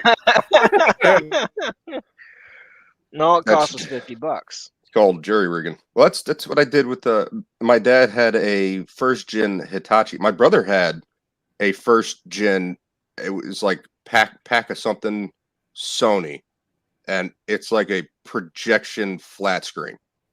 Not like one of the ones that was a giant unit, but it was like a flat screen. And it was going all wonky. So he and I, after a couple of beers, said, we can fix this. Took the whole back of it off and just wiped down the lenses on the projector, and it cleared it right up. It was bright as day. It was great. With my dad's Hitachi, I don't know what happened, but when I moved into this place, I kept getting power outages because, you know, they shut down a bunch of power plants in Texas. And the Hitachi was first gen, so it was already old. You know, this thing's like over 10 years old by this at this point. And something blew inside of it. So I said, you know, it's how much it's going to cost to get one of the new flat screens at Best Buy. You know, they're expensive to begin with, even with all the rebates. I took it apart and I found the fuse panel had 2 blown fuses on it. I'm like, I can fix that. And there was a blown capacitor. I sent to China, I think it was $6 total for the equipment and $20 for shipping, maybe. And I repaired it myself, and it worked good for about 6 months, and then the same thing happened. The fuses blew and the capacitor popped. So I had to, like, I'm not going to keep, you know, going through this. I had to get a soldering iron. I had to get a special screwdriver to take it apart. It was a pain in the ass. Here's another secret for you guys. There are 2 panels in every flat screen behind the lights that control horizontal and vertical. So if you end up with a dead line horizontal or a dead line vertical going through the screen, I guarantee you it's a popped capacitor in either card. And you just need to take it apart. You can physically just look at them and see, oh, that one's bulged out and leaking goo. Oh, yeah. So you unsolder it, you read what size and type it is, and you take it in and you buy another one like it, and you go back and you solder it in, and the TV will work just great. I could not find one. I've done that for several of my friends over the years. There were no distributors of those pieces in the United States. Only China made that capacitor for that TV and the fuses for that TV. Again, it wasn't that, you know, it's 26 bucks. I know what you're talking about. In one case, we had to order one, and it came from China. But here in Canada, our prime minister has got his head right up the Chinese premier's asshole. Okay? So, you know, I got no problem getting Chinese stuff up here because we're basically communists. That's... You're closer. I'm thinking that's maybe why it might be cheaper. And I'm all the way in Texas, and we don't have great relations. Yeah, I paid more for the shipping than I did for the part. The part was it was $1.79, and the shipping was nearly $50. The shipping was more than double. Again, it was like 26 bucks. I didn't care, and it was a good project for me. You know, I just moved here. I'm like, I got work, and I got no friends, so. Oh, but you have us. No, I meant when I first moved here. I wasn't doing this stuff. It's 2017. Yeah, or it was maybe it was the start of 2018. It was some around that. Oh, I didn't have the dog, so no, it's got to be 2017. So yeah, Kronos brought something up. Here's another one I want you guys to be aware of, because it happened to me. It's going to happen to you. Our elections are rigged. Mm-hmm. Okay, your vote doesn't matter out here anymore. I just want to I'm talking about Canada. Okay. I know what you mean, nobody. Yes, Canada. Wink, wink. There are also some provinces in Canada, quote unquote, that have already found to be fraudulent, and some of these 5 places in Canada have come forward and know what happened. We had a similar event. That's all I'm going to say about the matter. Yes. Canada's elections are also fortified, Kronos. Yes, they're fortified. Yeah. Oh, back to the TV thing. So I live upstairs in a little apartment. And I went to Best Buy. My mom said she'd help me buy a new TV if I gave her my other one. And I went, yeah, sure, I'll give you the piece of shit LG that she was just going to have it in her bedroom. I'm like, yeah, sure, you can have the LG. LG And suck. that's why I said sure. It's like I love my mother, but she wanted a TV for her bedroom, so there she goes. Well, I mean that the LG might not last that long though. Oh, she doesn't use it much. I don't even know when the last time she turned it on is. Anyway, so these guys show up with my. I got a Samsung, and I got a rebate on it, and my mom said she would help with a cosign to get the price down because of credit. And I went, yeah, sure, great.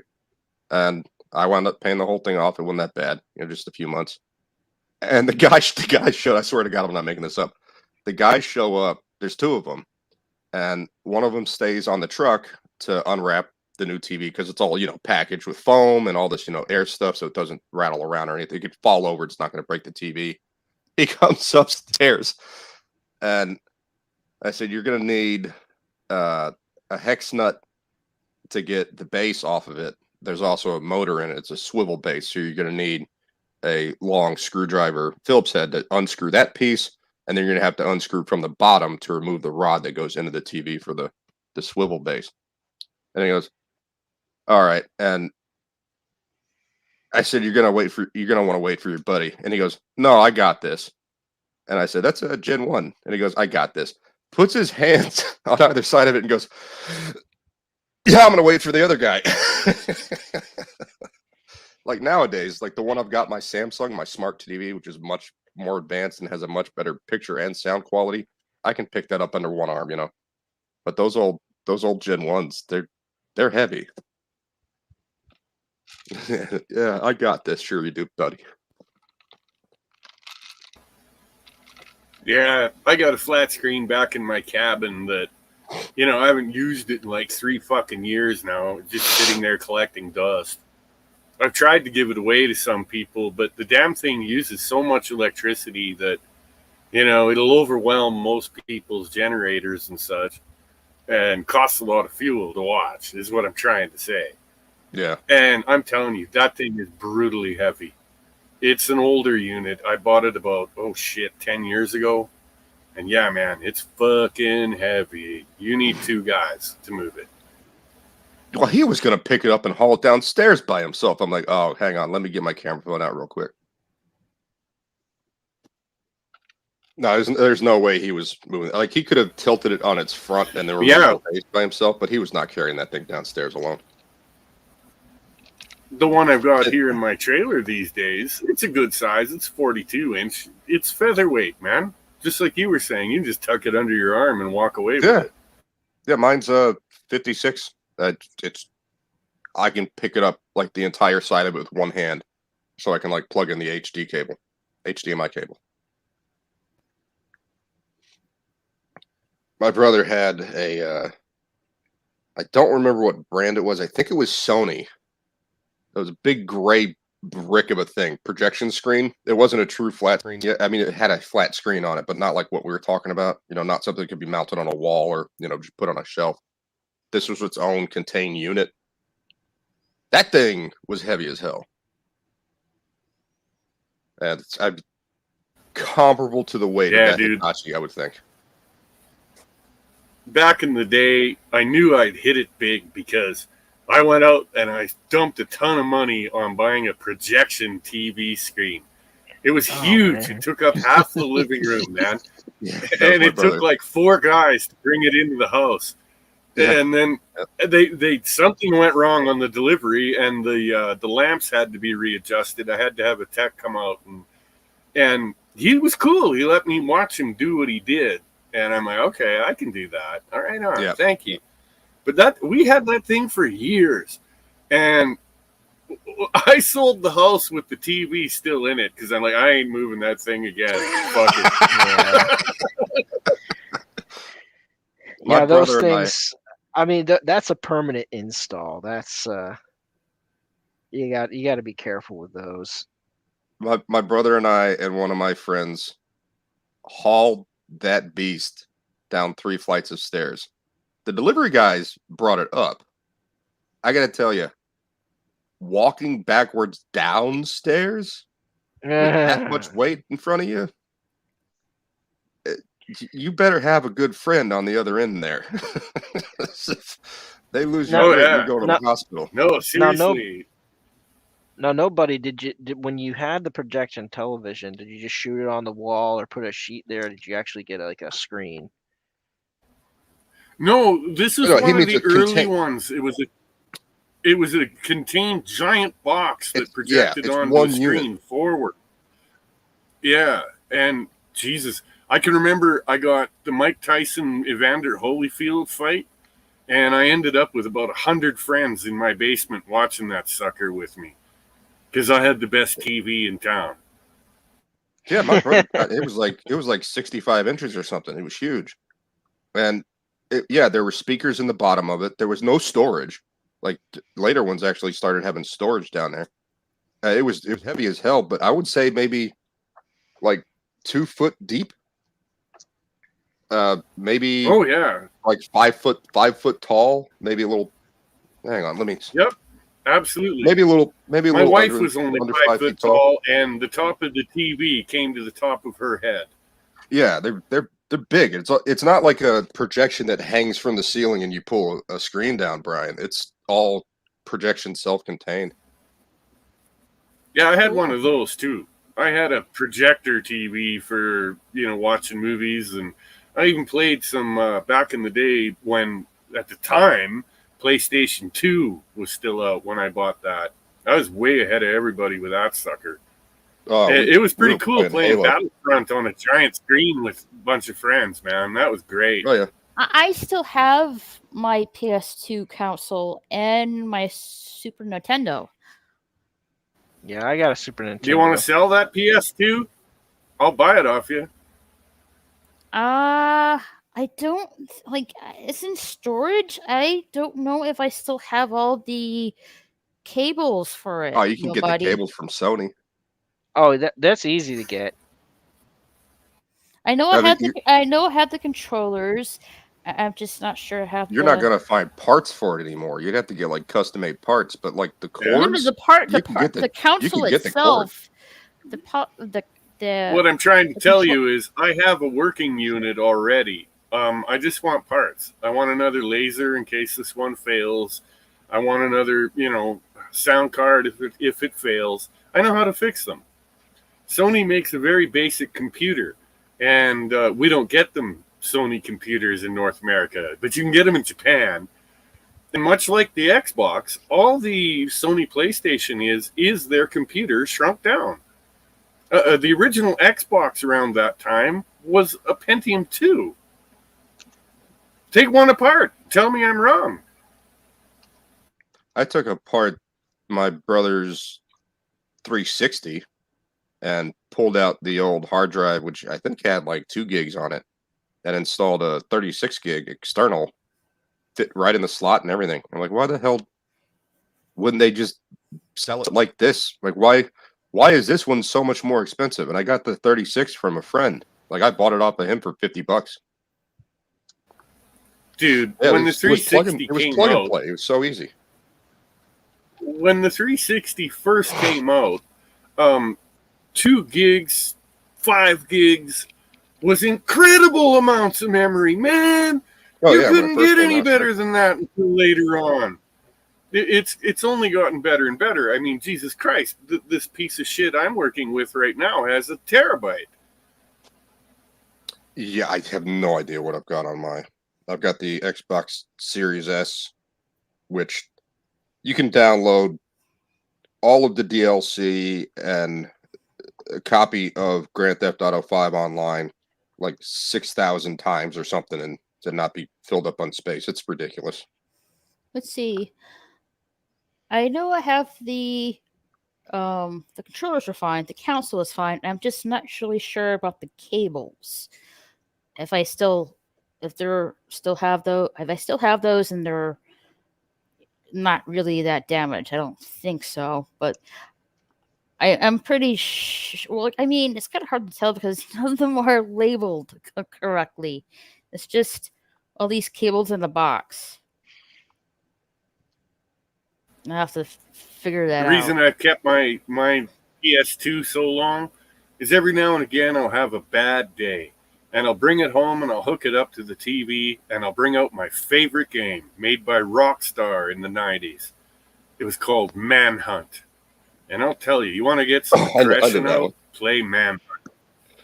Uwe Boll made a movie of that game, and it was terrible. What was the other one? Postal. It's based. It's the same movie. Yeah, the Xbox Series S has a terabyte, just under a terabyte.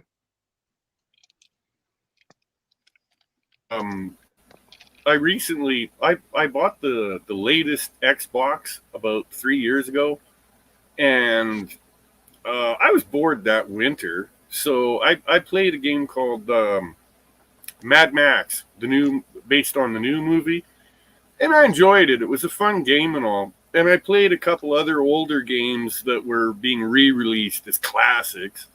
And I just found I wasn't using it enough, and I finally gave it to one of my native friends and went, "Here you go, man. Have an Xbox. I'm fucking sick of this thing." Jesus, was he happy? He would have thought I gave him the world. Oh, back in the head, the regular Xbox and then the Xbox 360, Yeah. Xbox One. Yeah. They really didn't come out It with was a an lot of new Xbox properties One. that were. It was an Xbox One. Thank you. Well, yeah, that's the current generation. They've just had two upgrades, which is the Xbox One S, and the Xbox One X. And the Xbox One X, I think, is the one with the terabyte. But they're not bringing new material like specifically to the Xbox, like with Halo. Halo changed console gaming. The only first-person shooter that we really had before that took off was GoldenEye. GoldenEye on the N64. You know, the thing is, they never recaptured the magic in any of the Bond games after that. No, they didn't. They really didn't. They tried. They tried with what was that? What was that? Was it World Is Not Enough or whatever No, it was? Another Pierce no, they Brosnan did. film that they did. They tried to do that with. It was the what's the one after Casino? No. Well, Quantum, they tried one with Quantum of Solace to bring it back, and they threw a ton of money at it. I'm saying there was a direct sequel to GoldenEye in the gaming industry. It was a Pierce Brosnan film, and it didn't catch on as well as GoldenEye did, and it didn't have the same feel as GoldenEye as far as games went. There was a lot of new features, but nothing really to write home about. For the time, it came out a couple years after GoldenEye. Seems familiar to me. It's got to be more than that. If it was Tomorrow Never Dies, it might have been Tomorrow Never Dies, or The World's Not Enough. I can't remember several years after. I can't remember the order of the Brosnan films. I really can't. All I know is GoldenEye was, I think, first or second. GoldenEye was the first one. Yeah, first Brosnan film. Okay, so Tomorrow. No, wait, no. The World Is Not Enough. Okay, that's then what Tomorrow Never Dies. All right. And then I think the fourth one was the Diamond one. Oh crap. No. What's the one where he gets captured? Die Another Day. Oh, Die Another Day. Okay, yeah. That's where he gets captured by the Koreans, and the guy has the expensive and Halle Berry, as gorgeous as she was, had some of the stupidest lines in that movie. I'm sorry, but Halle Berry is nothing more than a flash in the pan. She didn't really. Monsters Ball, really good, man. Pierce Brosnan, James Bond films. There are 4 of them. GoldenEye, Tomorrow Never Dies, Okay. The World Is Not Enough, and Die Another Day. That's what I said. That's what I tested me on Bond knowledge. Come on now. I think we were getting confused on The World Is Not Enough and Die Another Day. As to which one is the video game? So which one's the video games? I think it's Tomorrow Never Dies. Yeah, the one directly after GoldenEye, but it just never. But it never caught on. It was several years. My movie friend came had out it several years after. Okay, my friend had the game, but it was not that great. It wasn't the same. It didn't capture the magic of GoldenEye. No, that was a lot of fun.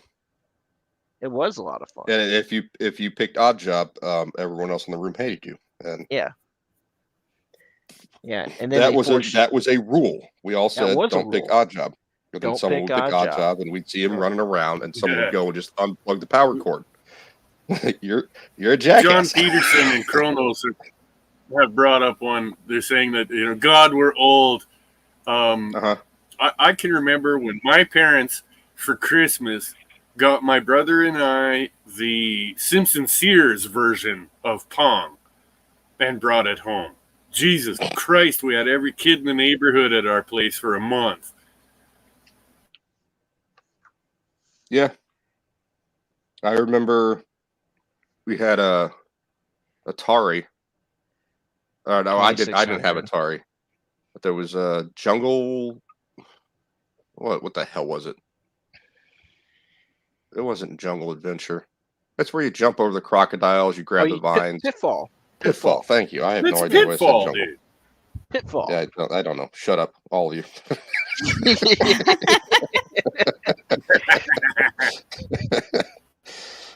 Neurons aren't firing like they used to. Around the time that the Atari came out, my dad worked next door to a place called Anglo Stereo and Photo, and they started selling Intellivision sets. So we got an Intellivision first. We didn't get an Atari. And Intellivision really was bad. It really sucked. Is that the same as ColecoVision? It was like a green dot and a red square. It had a keypad that you had to slide different cards on for every game and hit the right number at the right time. And it had a little circle as a joystick for your thumb. And the only games that I really liked out of that, there was a fighter aircraft game where you were World War I pilots and you shot at each other. But of course it was, on a single screen flat. Mm-hmm. It was boring. And there was another one called Sub Hunt that was pretty good. I know Sub Hunt. Jesus Christ. It was awful. You had to like flood the tubes and then fire the torpedo. And there was this. It was like a. Yep, I remember. And then I know it took forever for the torpedo to get to the ship, but if you got him, you got him. So slow paced. And then there was first computer my family had. My dad was in banking at the time, and they had it so he could. They helped buy it so he could have a database at home and do database spreadsheet work at home. It was a Tandy 1000, and the only game that was on it was a DOS text-based adventure. And no, I'm sorry. There was a DOS text-based adventure, which my dad and I each played it like twice, and my brother played it like twice. It was the same thing over and over again, and we beat it. Like once you beat it, it's like, okay, let's try it again and see if we can do different things to mess with it. Nope. And it was just boring as hell and stupid. And then Castle Adventure came out on a 3x5 floppy, and you could move this little. It was made out of I don't know if you know the goofy font called Wingdings. The world was made out of wingdings, and you could there was a fountain, and you were this little smiley face moving around the map. That one was fun. You want to check something out crazy? Look up Google Timex T1000. I think it was made in 78 or 79. That was my first computer. Very, very poor. And then my parents bought me that one, but I saved up all my dough, and I went out and I bought myself a VIC-20. And then later upgraded to the Commodore 64. And then I went out, I saved a bunch of money, and I finally bought my Apple IIe. And I still own my Apple IIe, and it still functions. I've recapped it. I've redone the power supply. But I hook it up to a Raspberry Pi, and you can go online with the stupid thing. You can. All right, guys, I gotta bounce out. Aww. Making you feel old. You're like, God, I really No, love no, no, no. It's no. The missus says it's bedtime, so I'm gonna bounce out. Well, thanks for Yep. coming, Brian. All right. Well, thanks for having me. You're always welcome here. All Have a right. good You night. guys have a good night. You too. Take care, All Brian. right. Take care, Lots of nobody. hugs. Bye, guys. What happened to Trekker? Is his internet messing up or something? No, he's having lunch with his family. Oh.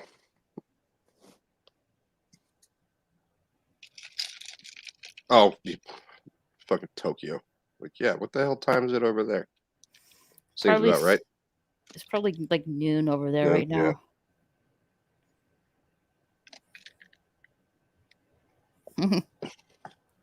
He's not wrong.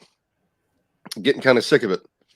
I turn on sports and I want to watch some guys play some basketball and pass the ball and make a good play and dunk or hit a nice three, good jump shot. I don't want to hear about the announcer's politics. I don't blame you. Radio Shack?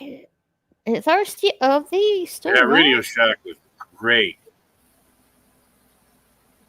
They They used to actually had have Radio employees that Shack were used to have knowledgeable. these great scientific kits. You could build a radio, for instance, or you could build a ham radio. In my case, I built a computer, and it worked off of solenoids. It was completely mechanical, so you could hear it click, click, click, click, click, click, click, and it would, if you asked it what's 12 divided by 6, click, click, click, click, and it would spit out the answer on little tube lights. It was really neat. I built it for my electronics class in grade 11. There was, I don't know if it's still a store, but they had one in Tampa when we first moved there back in the 80s. My dad, piece by piece, would save up money and buy, he bought the TV first. The TV had internal speakers, and it was okay. And then he bought one 4-speaker and had it on its side and bought a book on how to wire it so you could have the sound from the left side of the television play on the top speaker and the sound from the right side of the television play on the bottom speaker. So it was kind of like a surround sound underneath it. Then he bought the next tower speakers. He bought the next speaker tower, getting into real surround sound now. Then he upgraded to Dolby Digital. Then he wired through the attic and put in rear speakers. Then he got a subwoofer. He built this room in the first house we had in Tampa, piece by piece. And the first movie we ever saw in that room, it was like a little den. It was a tiny little room. It had room for a couch and a love seat, and then the electronic setup. Terminator 2 in 1992. And there's a great scene when the helicopter flies under a bridge, and listening to that to the first time in Dolby Real 3D was fucking incredible. It was mind blowing. Like, we had neighbors coming over. He's like, Dave, come over. You got to check this out. Ross, come check this out real quick. And I'm not kidding. He started going over to their houses and helping them wire up their own system. He should have been getting paid by Sound Advice for all the money he made. I left. When I moved out here, I left with my youngest daughter and her husband. I left them my Bang Olufsen stereo, component stereo, and it had nuanced tower speakers, 4 of them, with a great big subwoofer that fits behind your couch. You want to talk surround sound? I could literally blow you out of that couch with that sucker, man. This is a very small, compact room with very, very large speakers in it. I think it's a THX commercial where the guy puts on Beethoven. I'm pretty sure it's Ode to Joy. And he's like, sits down and he's got his drink with him and he's got his cigar and he's sitting in he's in a chair like my Papa Hemingway that I'm sitting in. Yeah, and it blows his hair back and everything. Yes. I remember that one. Yeah. Yeah, that's kind of. Hey, Michelle, how are you?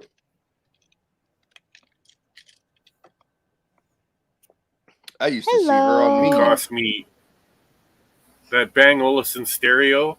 That was $12,000 in 1996 or so, Oh, I don't and even it's know how still much. worth a fortune. My dad got a really good deal on Sony setup, and he had that. Let's see, for 14 years. He had that for 14 years until he passed away. And those tweeters, those Sony tweeters, you know, everyone says like Bose is the best, and I'll agree. But for the price, that Sony setup, it came with a 5-disc DVD changer. It came with a receiver switcher. It came with something we never used, which is a VCR DVD burner. And I think he used it once to put like our old tapes on it. The quality wasn't great. It'd be easier just to watch the tape, you know. And it had all of these components, and it was super dirt cheap, and we got it from Circuit City. And everything worked great. Like that's the last system he had. And there's the one he had in Tampa the first time. Speakers would start going bad. Those big blocky tower speakers, they weren't made with wood. That was all particle board. You know, if there's any kind of humidity, you would think there'd be humidity in Florida, which there was, and they just started to deteriorate.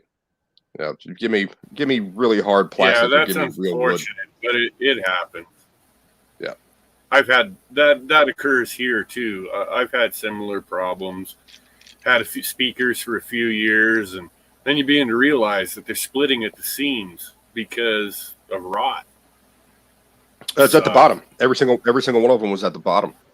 The and yeah, the bigger issue was if you have a heavy piece of furniture like a floor speaker or a bed, it doesn't even matter, on the carpet for long enough, it'll leave a indent, but you can take that out. There's different kinds of stuff. You put tape, or you put an ice cube and then put tape on top of it, and the moisture will work the fabric back up to look like it's supposed to look on carpet.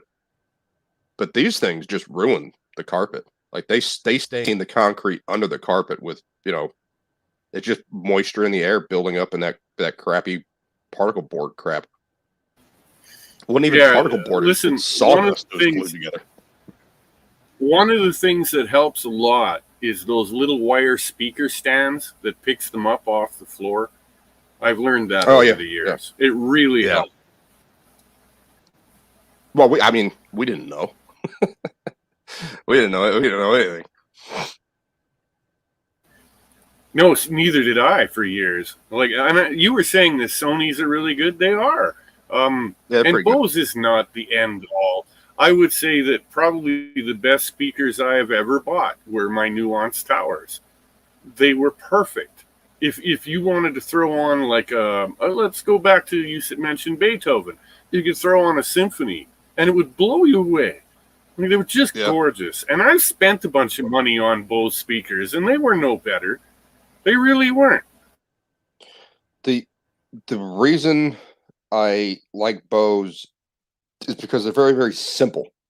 They don't. There were ones that were outside that my father bought that he actually paid a guy to mount them because he's like, I'm not going through that. I'm crawling through the attic again, like with this bullshit. I can pay a guy $100 to do it. Outdoor speakers in Florida, like I was just going to bring up, dude. I have a set of Bose speakers that are waterproof, and they go in boats. Right, and I'm currently fixing up a new boat for myself, and they're going in there. They're great for that. Jesus, you could pour a bucket of water on them, and they keep working. Yeah, everywhere we went, they said Bose. They were going to have speakers outside. Go for Bose. And that's why I said it. As far as like subwoofers, I had an RVX something. Can't remember what. I'm sorry. Those are the tweeters. The subwoofers were Orion. You want to hear something thump? The Orions would put out a lot of power. Problem is, they sucked up a lot of power. The magnet on the back of that was like 20 pounds. It was stupid. Okay, well, I just want to throw this out there. I'm not trying to brag or be an asshole. I'm just saying. When I mentioned that big subwoofer that I left with my children, it's 36 inches. That's 3 fucking feet, man. It's too big. I had 2 15-inch.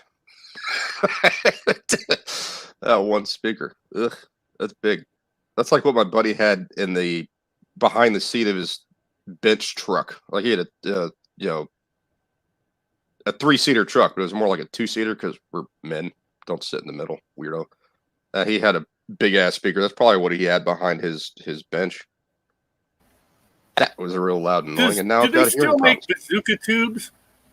Because I used to always put bazooka tubes behind the seat of my pickups, and fuck, they work good. You know, you had some 6x9s in the door, some bazooka tubes behind the seat, and you could rock the whole neighborhood, man. I think they were called RVX. I don't remember what brand they were. I remember the Orions because I had to buy a new one because one of them ripped apart. I didn't mount it properly. That's a good chunk of money. RVX.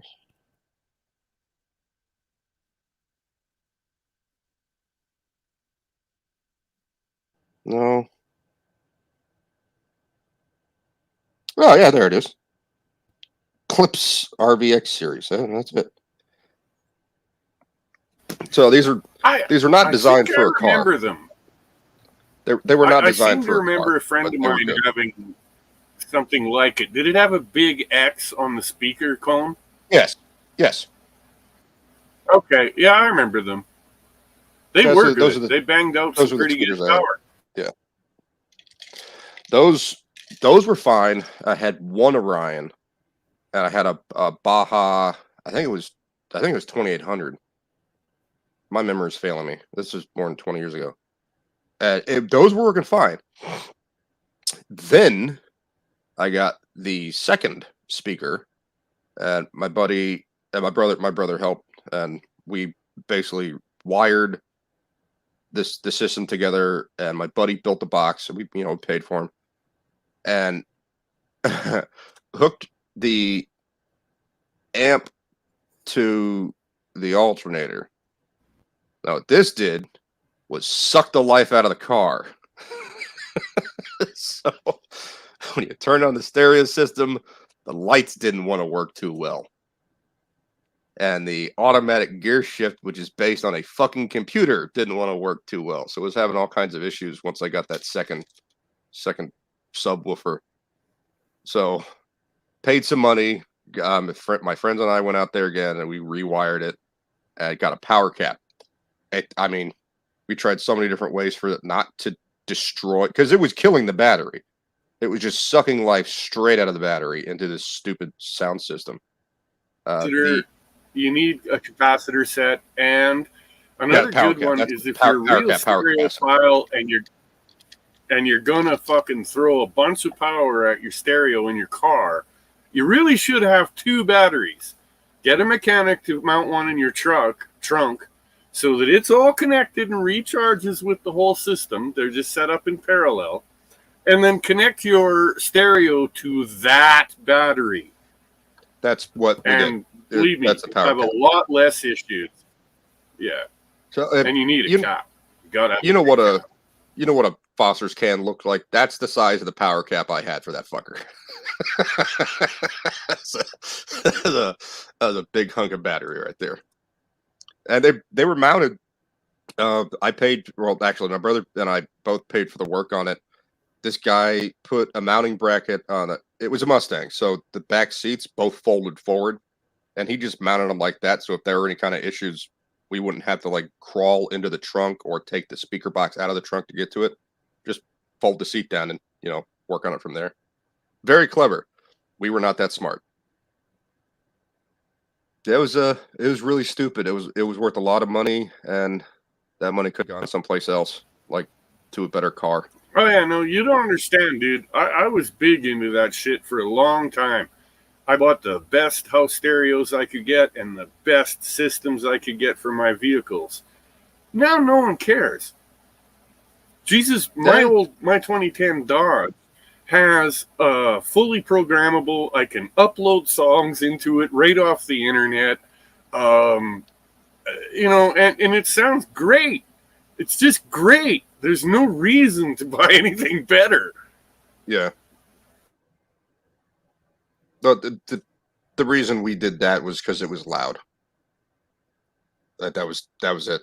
That's the reason any of us did it. It's because it was loud, and it was really annoying. My whole enthusiasm for that crap lasted maybe a year, and then I bought the second Orion. Then it was like, okay, money for this. Okay, more money for this. Okay, it's starting to kill my car. Okay, now I've got to fix this for my car. And it was just one thing after another. I started really not liking it just for that aspect of it. On top of that, I got over the whole being extremely loud while I'm sitting in this confined space after about another year. It was maybe 2 solid years of I going, would "Oh, like to mention this is fun." But nah. that those are I only put the stereos in my day-to-day cars. I would never add weight to any of my Street Fighters that I built. I'm sorry, but there's no radio or fucking stereo in any of my hot rods ever. It never happened. The music was the engine thumping away and doing its thing. Yeah. And you wanted to hear it because if something went wrong, then you could panic and shut the damn thing off. I never got into racing. I did. I know. I built several. My top street car had 1,800 horsepower in a Chrysler big block. That damn thing would wheelie about 6 inches off the ground on street rubber on just gasoline. I had my little 4-banger stick shift that I had in high school, and I liked that just fine. It was fun. People like sitting next to me in a BMW or something, or a 6-cylinder car or an 8-cylinder car, and they're revving their engine and they're revving their engine. And I was like, okay. And my little car goes, I'm like, yeah, sure. You want to go off the line? I'll take them off the line because I know what they have is an automatic. And I know it can be an automatic off the line. Easy. Through the light. First one through the light. Second tree on the way to school. I'm going to make that second tree. They're going to get me a long run because the car just can't do that. I'll pop a clutch on you on the line if you got an automatic. I don't give a shit. Oh yeah, absolutely.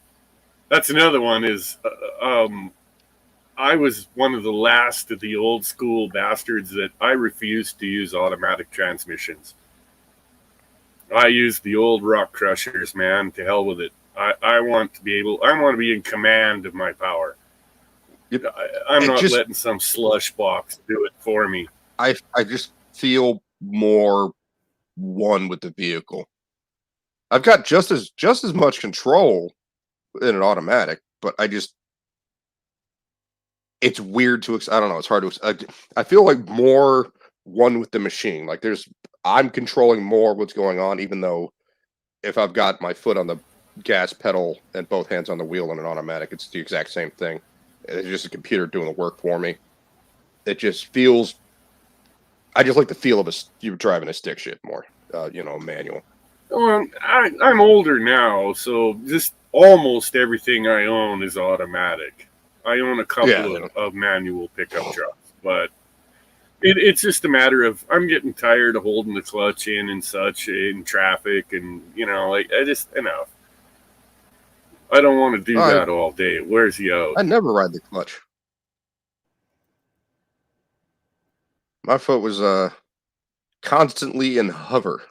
My left foot.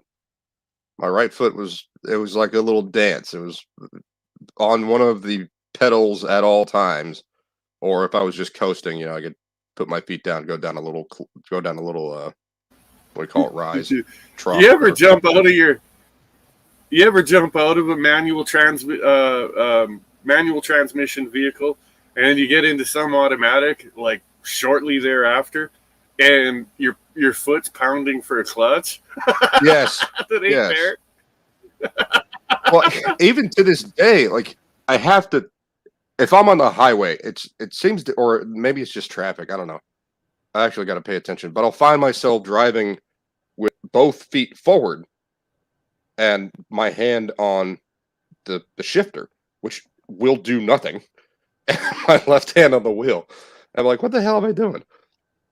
And it was my niece's other grandmother, not my mother, but the other grandmother, was in the car with me, and we were on the way to a steakhouse, and she says, you're supposed to have your hands at 10 and 2. And I went, no, I'm not. And she went, yes, you are. And I said, okay, we're going to do this. Like, I grew up on a stick. So did you. The first car you drove was a stick. And she said, yes, but this one's an automatic. And I went, you sound like a complete fucking idiot right now. Yeah. You can take your 10 and 2 and shove that. Okay? I drive with one arm resting outside the window, nice and comfy, and I drive with my right hand on top of the wheel. I used to even do that in my stock cars. Yeah, I my never right hand's on the raced with shifter. 2 hands on the wheel. Never needed to. No. They said, oh, you have to have it at 10 and 2 because it's an automatic. Why? What do you mean? That's horrible. No. Go away. My Also, mom I was found like out- that. She was always you know like, what's- you should have both you know hands on the wheel. And I'm like, You know why? what's really difficult to do with your hands at 10 and 2? Make a U-turn. I showed that to my mom. I said, watch this. And I did a quick fucking 360 in the road, a gravel road. You know, I just spun the wheel over to the right and pinned the throttle and then we took off. And I'm like, you can't do that with 2 hands on the wheel, Mom. You can't. When I make a turn, I rotate that wheel with one hand. It's the heel of my hand is on that steering wheel, and I'm rotating it. I can rotate it 3 times all the way around. If I keep my hands at 10 and 2, That's right. with my chest, I've got maybe not even 90-degree turn on the wheel. Yeah, you've got little or no control, and that's a fact. Yeah. Those wheels will not turn 90 degrees. They won't go from straight to, I would like to mention that after I did the 360 burnout thing, my mom was not impressed. She was a driver instructor, okay? She taught people how to drive for years. And no, she wasn't very impressed with me. She's like, first of all, this car is illegal. And second of all, you're an asshole. You know that, right? Yes, Mom.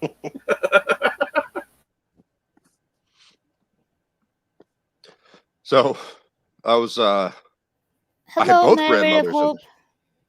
Hey, man, Ray. I had both grandmas in the car at this point. Was leaving my dad was in the hospital, and we were heading away from the hospital. This is downtown Tampa. I'm sorry, not downtown Tampa traffic, but USF traffic at rush hour. There's 2 ways out of this hospital. One is to the north, which the only way to go is east, and you have to go several lights down because you cannot make a U-turn. You have to go several lights down and then take a right, circle the entire block, and then come back, and you're basically where you started because there's a light just south of the hospital. The other way, which is the way I go, is due west.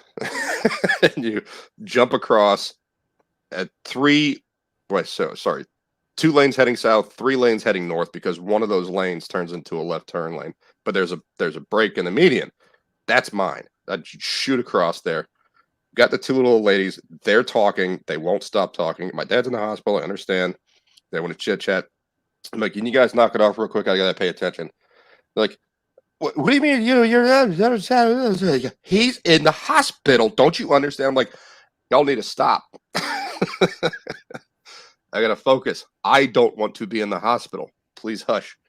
And they're just like, well, I just can't believe. She's like, you have no right to tell us. I'm like, shut up. And they did. Yeah, I've done Ow, that. And my they did. ears. I've done that. Yeah, I'm sorry. Yeah, I screamed, shut up, and they did. They quit talking. And I said, all right, hang on, I'm flooring it. And I zoomed straight. I saw a bit of a gap where I could get through because they were not leaving space for me to get through. Every single time that light just north of us turned red, they would block that intersection. I constantly blocked the box. I could not get across. So I've got to wait for a gap. I shoot it out there, I'm going 60 miles an hour in about 2 seconds.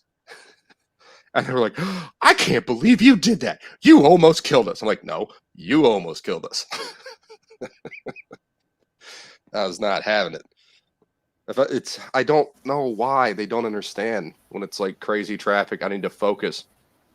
Yapping is not helping. I turn the radio off so I can focus sometimes like that. Heavy traffic in downtown My DC, mom was that right radio about is one off. once. She was doing her usual backseat driving. I bought myself a really nice Jeep Cherokee when I was 20, and it was one of those beautiful old big chrome grill smile kind of thing on it. It was a 1975. It was in Okay. beautiful shape, and my mom's like, well, if you got this 4-wheel drive, let's go mushroom and berry picking down by the creek. And I'm like, yeah, sure, sounds good. So we're successful in our picking, and we're coming back, and there's a truck coming towards us pulling a trailer. And my mom says to me, you should slow down and really pull over. And I'm like, yeah, whatever, blah, blah, blah. So I just keep right on rolling, doing my thing. And I don't know if it was the truck or the trailer, but it picked up a rock the size of a potato. And it came screaming at us right through the windshield, right between us, man. Like, pow! Just like a bullet. That's Okay, terrifying. and I kind of looked at it and went, all right, you were right. You don't need to say it. You were right. Oh, Kronos, the speed limit down that stretch of road is 45 miles an hour. But because it's rush hour and the people when that light changes green, they'll go 50 as quick as they can. So yeah, I had to get out going 60. And it's kind of like here, except for in Houston, the entire area is like that. In Tampa, it's pretty much just around the college because there's a bunch of stupid college kids. If someone gets in front of them, they have to go as fast as possible. I could be going 80 miles an hour in a 45, but if I get in front of someone, they will speed up to get right on my bumper because they're kids and it's stupid. So yeah, only 60 miles an hour.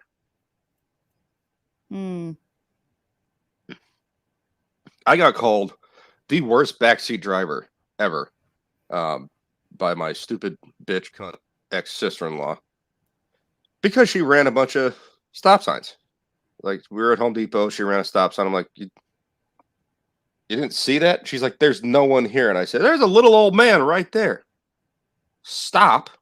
Sign. Stop. STOP. Stop. She's like, you're the worst backseat driver ever. And I'm like, all right.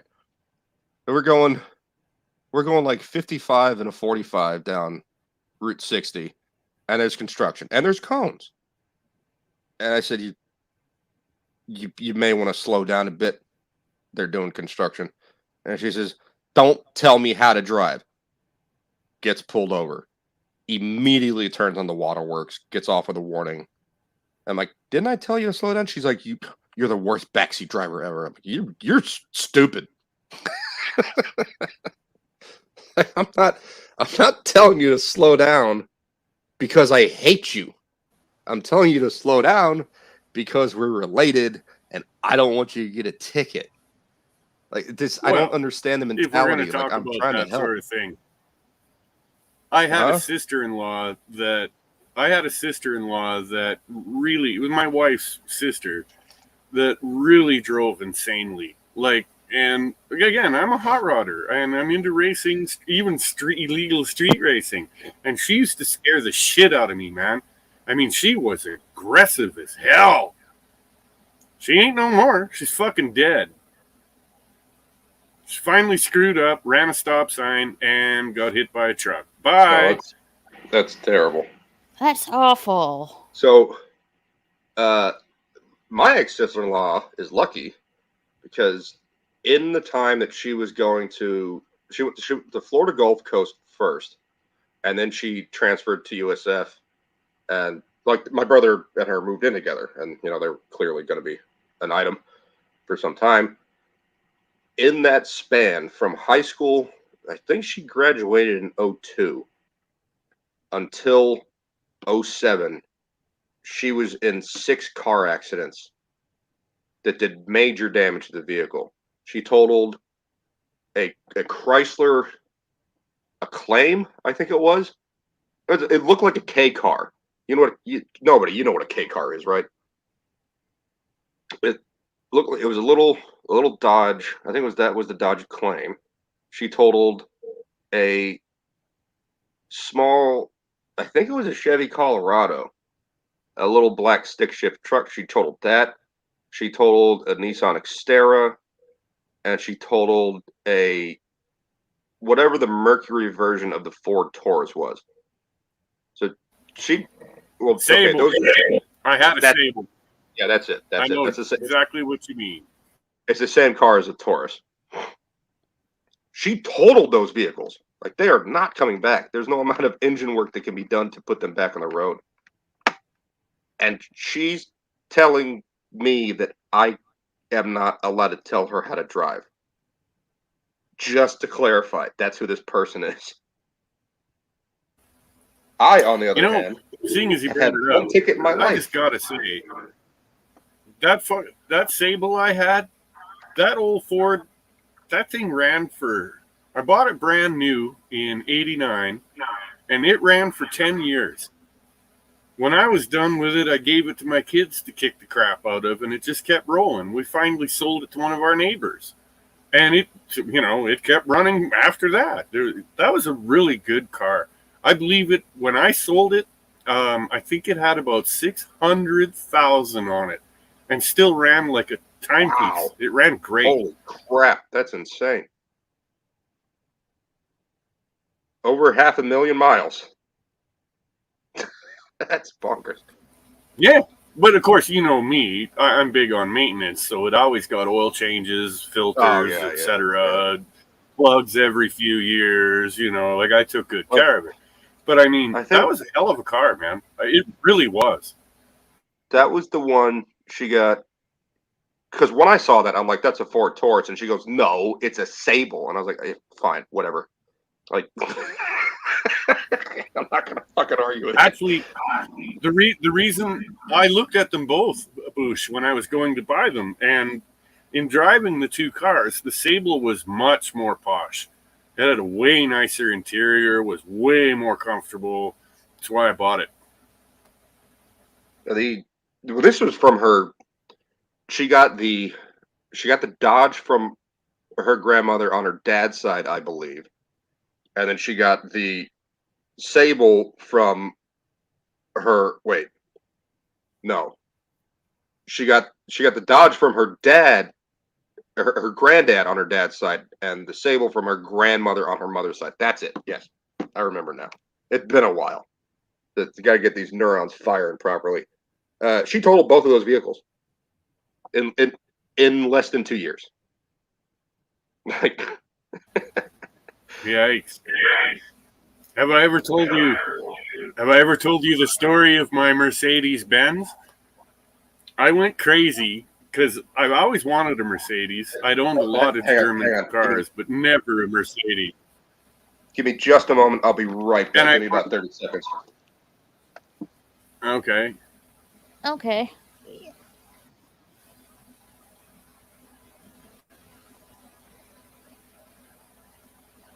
Yes, Maria? Well, I can tell a little of the story. I had owned a few Volkswagens and BMWs and a Porsche or two, and but I never bought a big Mercedes family cruiser. So I finally broke down and did it. I was going through some ads in what's the place called again? They used to have a magazine.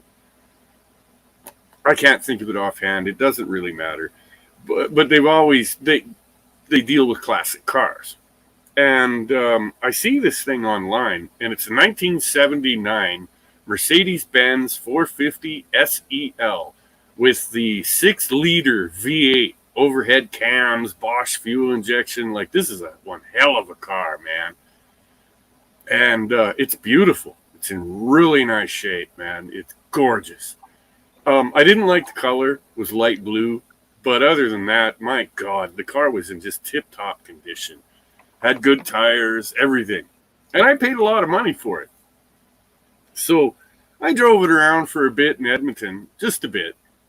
And when I decided to move out here and start mining and such, I knew I wasn't going to need it. And I was thinking about selling it. But my daughter really liked the car. She loved driving it. So I gave it to her. And I'm out here for about a year when I get this message on the internet saying, Dad, can you please phone us? We need to talk. And I talked to her, and guess what? My beautiful Mercedes has been totaled. I mean, it's one of only 2 registered in Canada, and she wrecked it. Like, totaled it. What did she do? Like, She hit a she's deer? showing me pictures and stuff. Can we fix this, Dad? And I'm like, no, you ain't fixing that. I know a guy in Calgary that'll give you a good $1 for it because he owns a junkyard that wrecks German cars. And only German cars.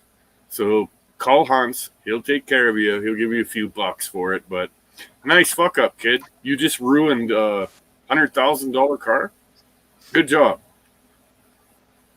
Whoops. Yeah, that sucks. I got to drive my neighbor's Mercedes Benz. I got to tell you, you put your foot down, even that big sedan, it'll go. Yeah, this was one of the big sedans, dude. Oh, And sorry, no, I'm telling you, it scared the hell out of you. It was so fast. And it handled like God. It had great brakes. I'm like, how the hell did you screw up like this? She was, unfortunately, we also had to help her. I had to get my lawyer on the case because she was charged with a DUI and the whole thing, too. Oh. She drove into the back of a taxi cab at a stoplight. Well, hopefully she's never done it again. It should only take once. It should only take one time. Yeah. As a matter of fact, she quit drinking altogether. She doesn't have, she's never touched liquor again. Scared her straight, huh? Yeah. Yeah, it did. Well, it was bad enough that, like, she got banged up a little and easily could have been killed. If she'd been in a cheaper, shittier car, the injuries would have been worse. Yikes. I got one of those in 2003. And they were trying to tell me, like, the limit that I blew. Like, you know, you're 5 times the legal limit. I went, well, I don't know what that means. I didn't pay attention in health class. Are you kidding me? What does that mean? It was like you're really, really drunk. Like, you could be dead. I went, oh. Have you ever seen the video of where they pull the old guy over and they hand him the breathalyzer and they're like, breathe into this, and he tries to take a drink out of it? No. I did see one in Ireland, and this goes straight back to like Potato Revan's sense of humor and the whole like population of Ireland sense of humor. There's one of the police officers. He goes, "You're publicly intoxicated. Like, we're gonna have to haul you in there." And he said, "No, I'm not. I'm not drunk. I'm not intoxicated." He goes, "Okay, well, here, blow into here. But keep going. Blow. Yeah, you can blow harder. Blow harder." Okay, it's a walkie-talkie, you fucking knob. Of course you're fucking drunk. He had him blowing into the antenna of the walkie-talkie. Oh, yeah. Wow. And the minute you grab the breathalyzer and try to take a drink out of it, I think they know what's going on at that point. You're doomed. Yeah, they know. I myself, knock on wood, because God knows I've done it, but I've never had a DUI. Well, I have had too many and left the bar before. It's happened, but it's very, very simple. Drive like a little old lady. Part of the because problem I've been told this don't before. park at the bar and then come out and get in your car and drive away. That's idiotic because they're going to be sitting there watching. Look, there's a drunk coming out of the bar. Let's pull him over. Right. But I had a friend of mine named Alan. Alan called me out on it, and my friend Matt called me out on it. And I'm like, that's fine. I don't care. Like, I don't get pulled over. They go, dude, like, you're going 45 in a 45. You can give a little bit more gas. And I went, yes, I could. And like, you're driving like a little old woman. And I went, you know who doesn't get pulled over? Little old women. I'm not trying to give them any reason to pull me over whatsoever. I use a turn signal every single time. I go the exact speed limit. I focus on staying in my lane. I've been to the point where I'm like, oh shit, I can't even do that now. I'm done. Call a cab. Uber, great invention for alcoholics. Swear to God. Tell my husband to keep her and I safe. Wait. Your husband's the her? Hang on, we're missing part of that conversation. Raquel. Hold on a second.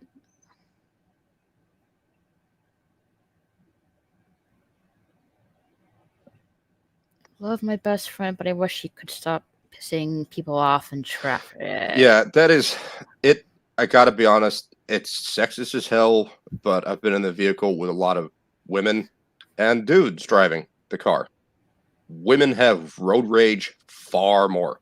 It's not even close, and it's about stupid shit. It's like, oh, this person cut me off. I'm like, sweetheart, they're trying to exit the highway, and you're tailgating the car in front of you. Like, why don't you want them to be able to go home? They're trying. Yeah, they're trying it to takes, go, it takes nothing out of your day to let someone in, but people Yes. will not do it.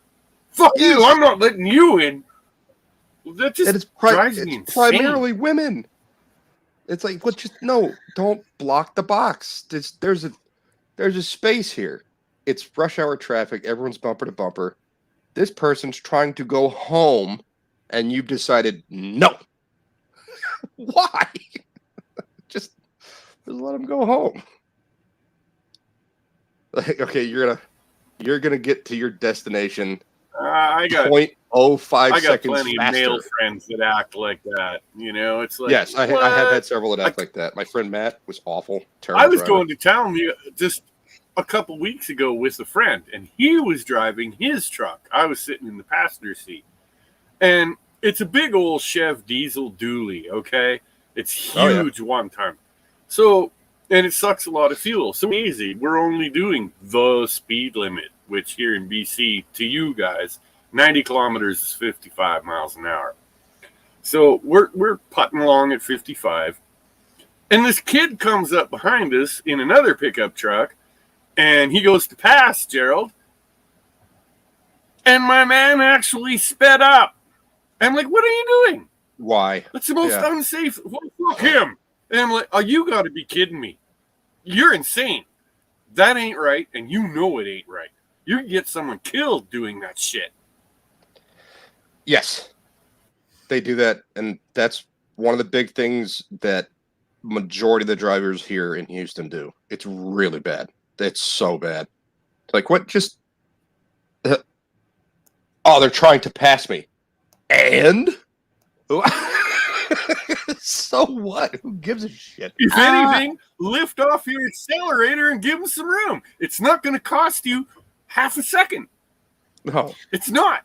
And then I said to him, I said, watch. When we approach town, you're going to see him in the same line of traffic as us at the lights. He has not saved any time speeding. And I was right. There was the pickup at the same set of lights as us. He was about 3 cars up. So what did he save? Nothing. He spent a bunch of fuel going fast. Correct. Guys, you all got to use your heads. There's no reason to speed. There isn't.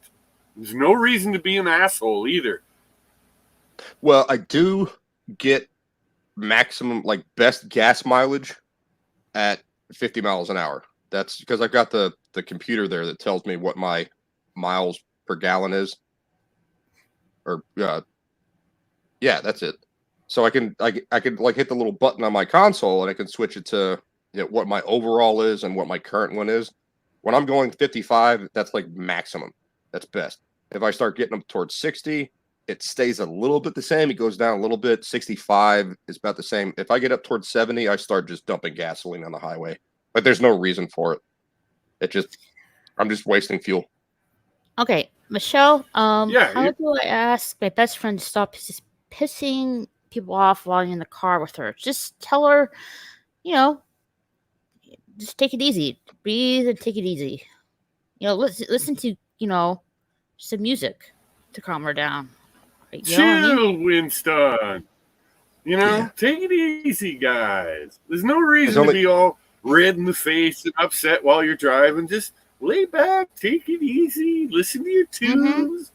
Shit, let the other guy in. Don't worry about it. It's all good. It's not gonna hurt. It's not gonna hurt you at all. Hell, I let 2 people in. I don't give a shit. I'm never in a hurry. So there's only 2 situations for guys. Like for girls, maybe there's other stuff going on. So I don't know.